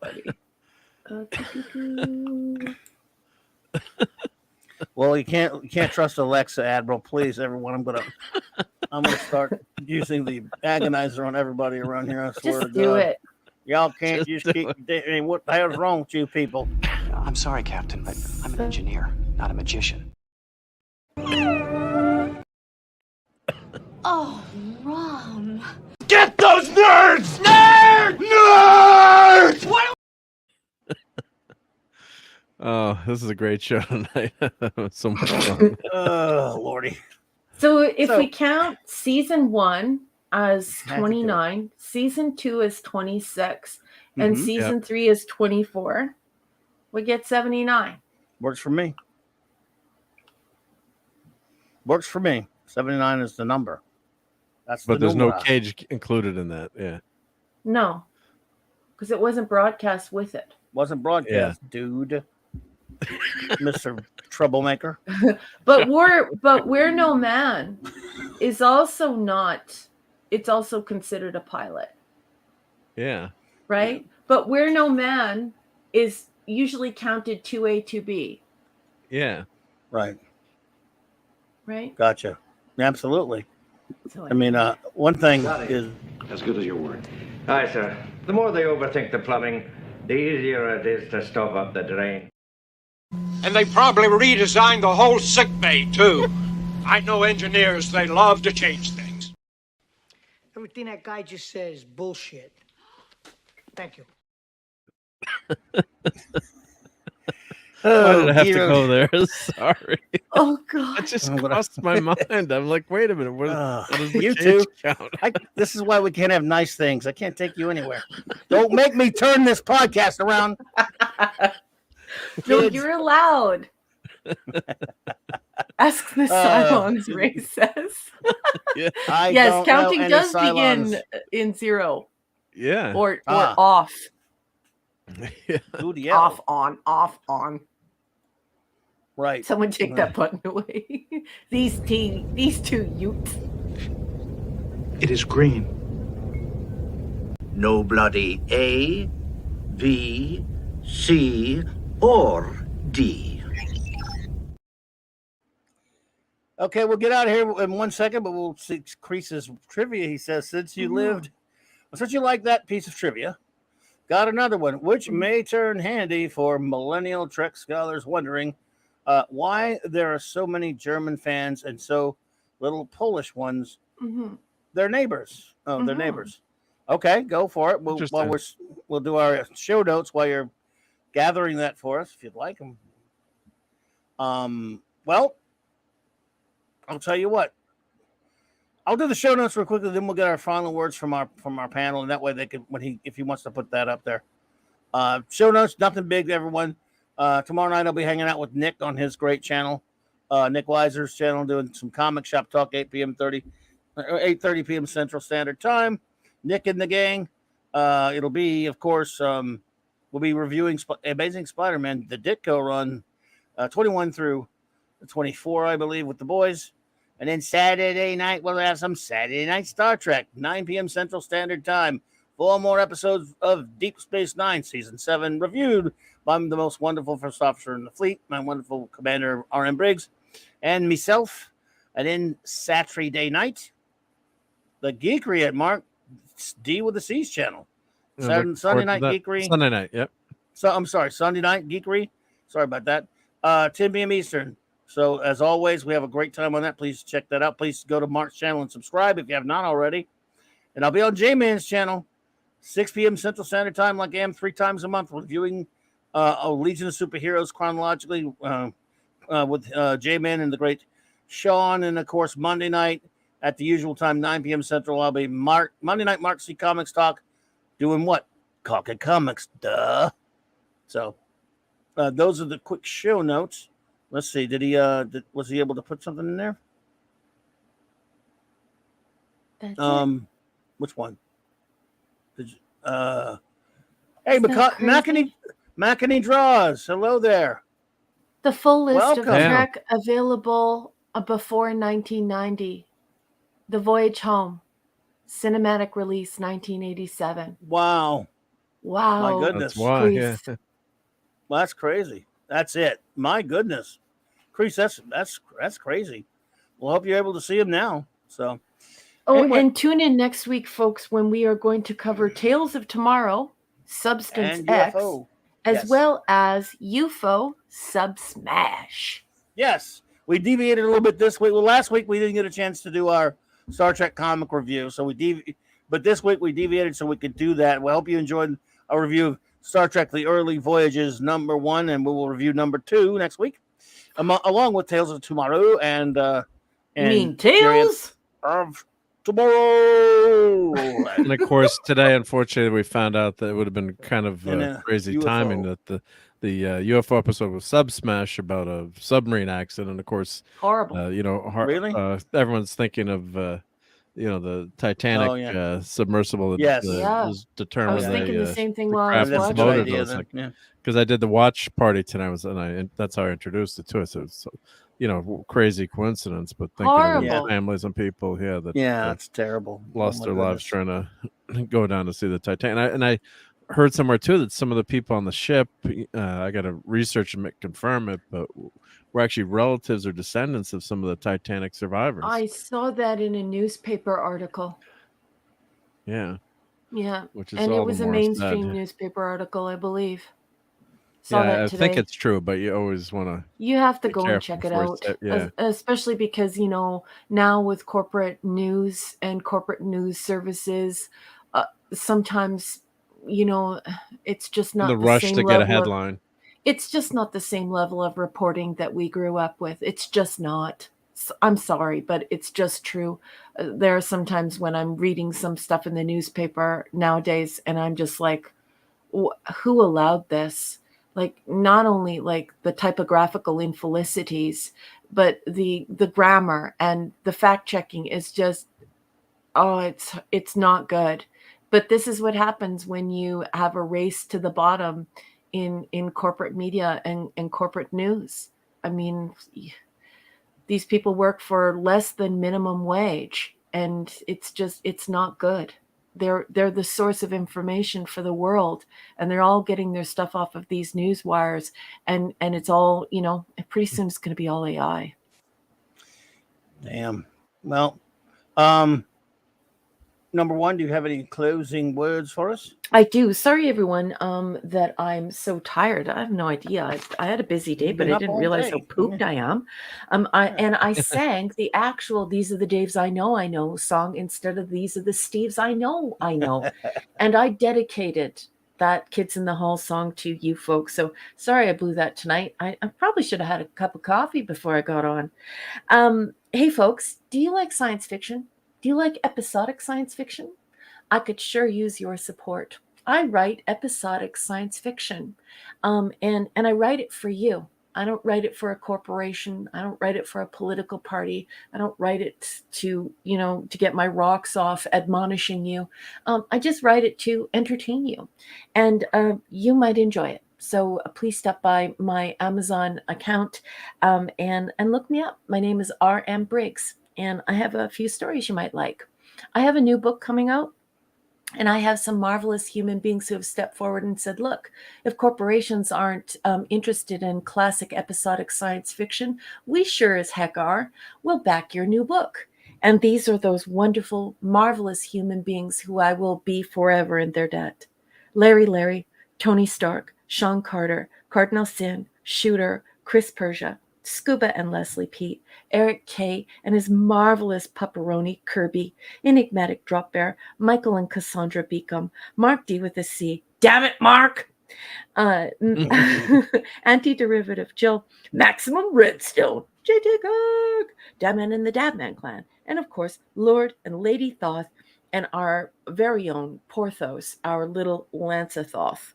So thank you so much for your support. I'm on story 5, and I need to get to work on that. Thank you so much to everyone who came tonight, who joined in the conversation, who added their voices, their ideas, their opinions, their facts, all the cool stuff we talked about tonight. This magic is dependent on you. Without the chat, we're nothing. So thank you so much for spending this time with us. We enjoyed your company immensely. You are a group of the most wonderful conversationalists. Thank you, everyone, for that.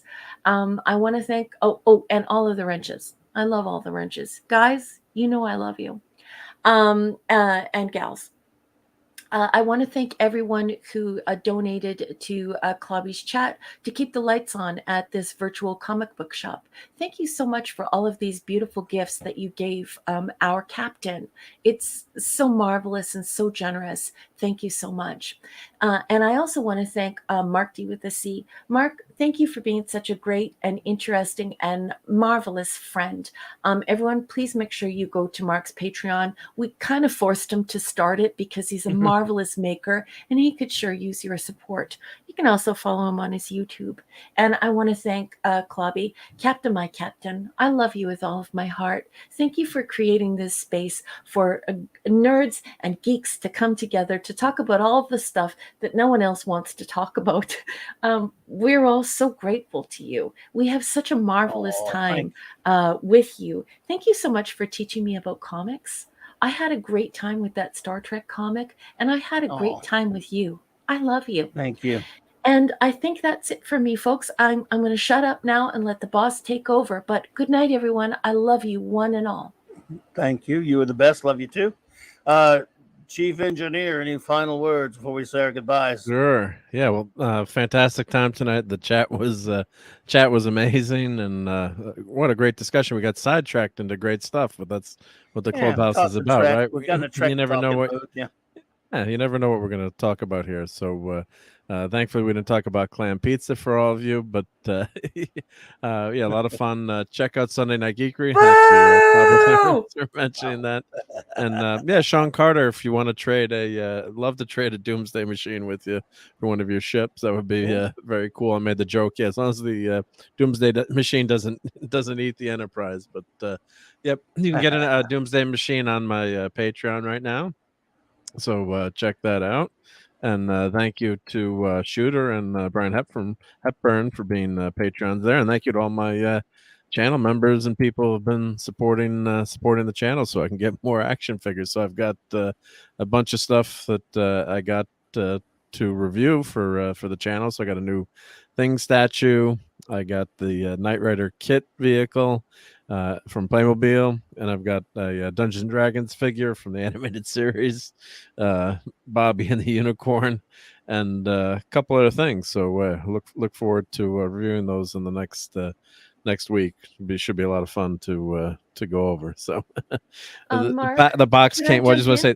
Oh, sure. Seconds, I'm so sorry, because if I don't do this exactly right now when he's talking, I'm going to forget, but I'm so sorry for being so incredibly rude to you. I forgot to circle back and also tell everyone it's Ezra Goldstein's birthday. If you were not here earlier, a person in our community is having his birthday. He's a very special and wonderful person. He's a great friend to one and all here. So once again, happy birthday, Ezra Goldstein. Ezra Goldstein. Sorry. Happy birthday. Yeah. Thank you. Happy birthday. Hope you had a great day. Yeah. Hope you had a great one. Go ahead, Mark. Finish up. No, I was just gonna say that the package the package showed up. It's like, what is in that box from someone? So I'm like, well, it's for the channel. The new thing figure looks great. So to do an unboxing on that. That's a cute story. That's yeah, for the it's like, channel. that's for the channel. I can use that now. Yeah, it's for the channel. So it's not going in the family room. Okay, did it work? Yeah, I guess it kind of did work. Yeah, it kind of did work. Yeah. But yeah, I gotta keep the better half happy in terms of not invading the rest of the living space. Yeah, so it just had to be done. Yeah, but it's gonna be a fun figure to review because there's not that many things out there. So things statues. So when you get one, you gotta get when you see it, you gotta get it. Yep. Oh, Steven, I think the Doomsday. If they had clam pizza back then, that might have been able to destroy the Doomsday Machine, right? He has to say clam pizza every time. He asked me in the chat. He said, "With the Doomsday Machine and a white clam pizza." I said, "Well, that would have destroyed it." Can somebody right, can somebody please put marks through the Klingon Rite of Ascension? We have it in the emojis. Please go ahead and put mark through the Klingon Rite of Ascension and just probe them good. Nick Weiser, what's up, brother? Hell, Nick. I just talked about you. Just mentioned that we're gonna be talking some comics tomorrow night. The great Nick Weiser, folks. Good to see you, buddy. All right, now can we get out of here? Yes. Let me say my shout out. Unless you got, no, I'm just kidding. All right, well, we'll see. We got, of course, we'll shout out our wrenches, and then we'll shout everyone else out. The great Eric K, the Bronze Wrencher. The great Chris Persia, Vindicator Wrench of the North. D-Bud Martin, Wrench of Iron. Lord Thoth and Lady Thoth Avon lives long, live the Legion, the Wrench Without Fear. The great J-Man, Hungry Boy, Master of the Claboni, Super Wrench Kal-El, Maddie's Daddy, Thorn Vegas, and Fanty Outsidery. And let's see who else is with us here. Going, of course. Six wants us to stay. Well, Six, if you want, we can send. I can send those two away. You come hang out with me. Just kidding. I'm just kidding. We could call it CLOBBERIN and Six's Clubhouse. Club 6. Club 6. Let's see. Anyway, but Six, love you. Thank you for being here, of course. Lisa, thank you for being here. Great to see you. Larry, Rob Altus. Oh my goodness. Let's see here. Admiral Teague, thank you. Crease, 1984. Thank you, sir, for being here. Jill, Anti-Derivative Jill, love you. Thank you for being here. Let's see. Again, Ezra Goldstein, sir. Shalom, and of course, happy birthday. Let's see here. Who else? Brian Hepburn. Takes a second, folks. Give him Gwagnar. I have to vamp until I get to the next one, folks. You understand? JJ Kirk. Scrolling. Donnie Pearson. Oliver Belamonte. Sorry. Ray Lucard. Good to meet you. Thank you for being here tonight. Let's see here. McEnany Draws. Always an honor to have you here. Thank you. That's the only thing I can think of. Sorry, folks. Sean Carter. All right, my friend. Thank you for that painting, by the way. It was really cool. Thanks for letting us look at that. Very nice work. Let's see. I got a buddy of mine he's on vacation right now, and he went to Mayberry, so maybe we should go.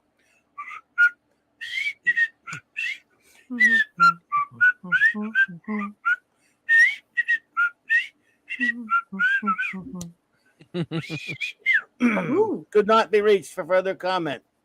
Thank you for being here. I'm sorry when it was the most annoying thing I could think of. And I'm all about the annoying. Dad Man and the Dad Man Clan. Simply Steve.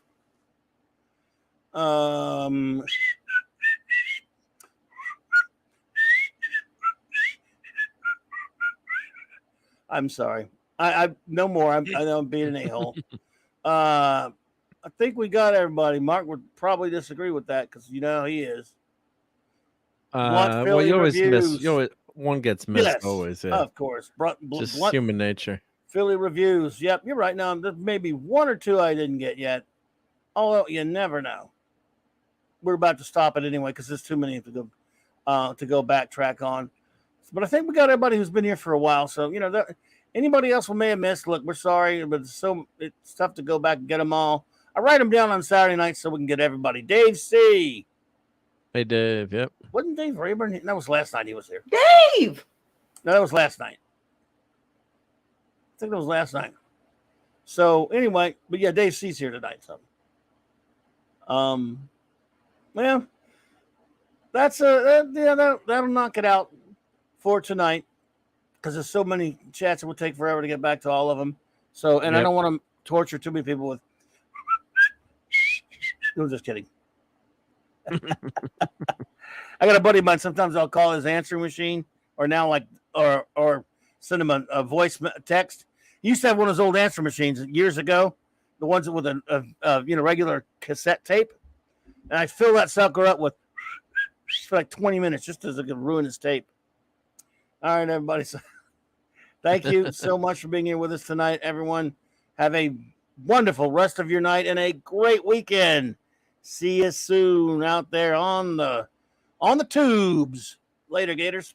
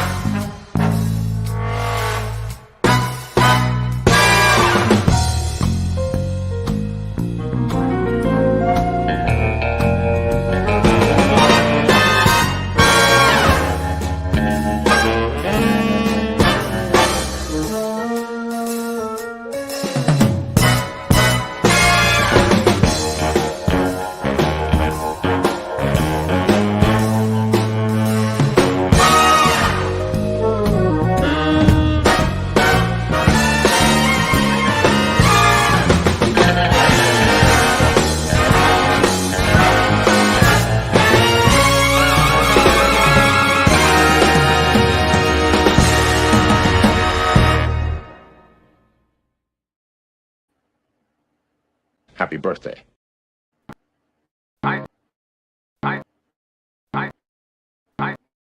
Oh my God. I just love clobbering time. And I hate my glitching StreamYards.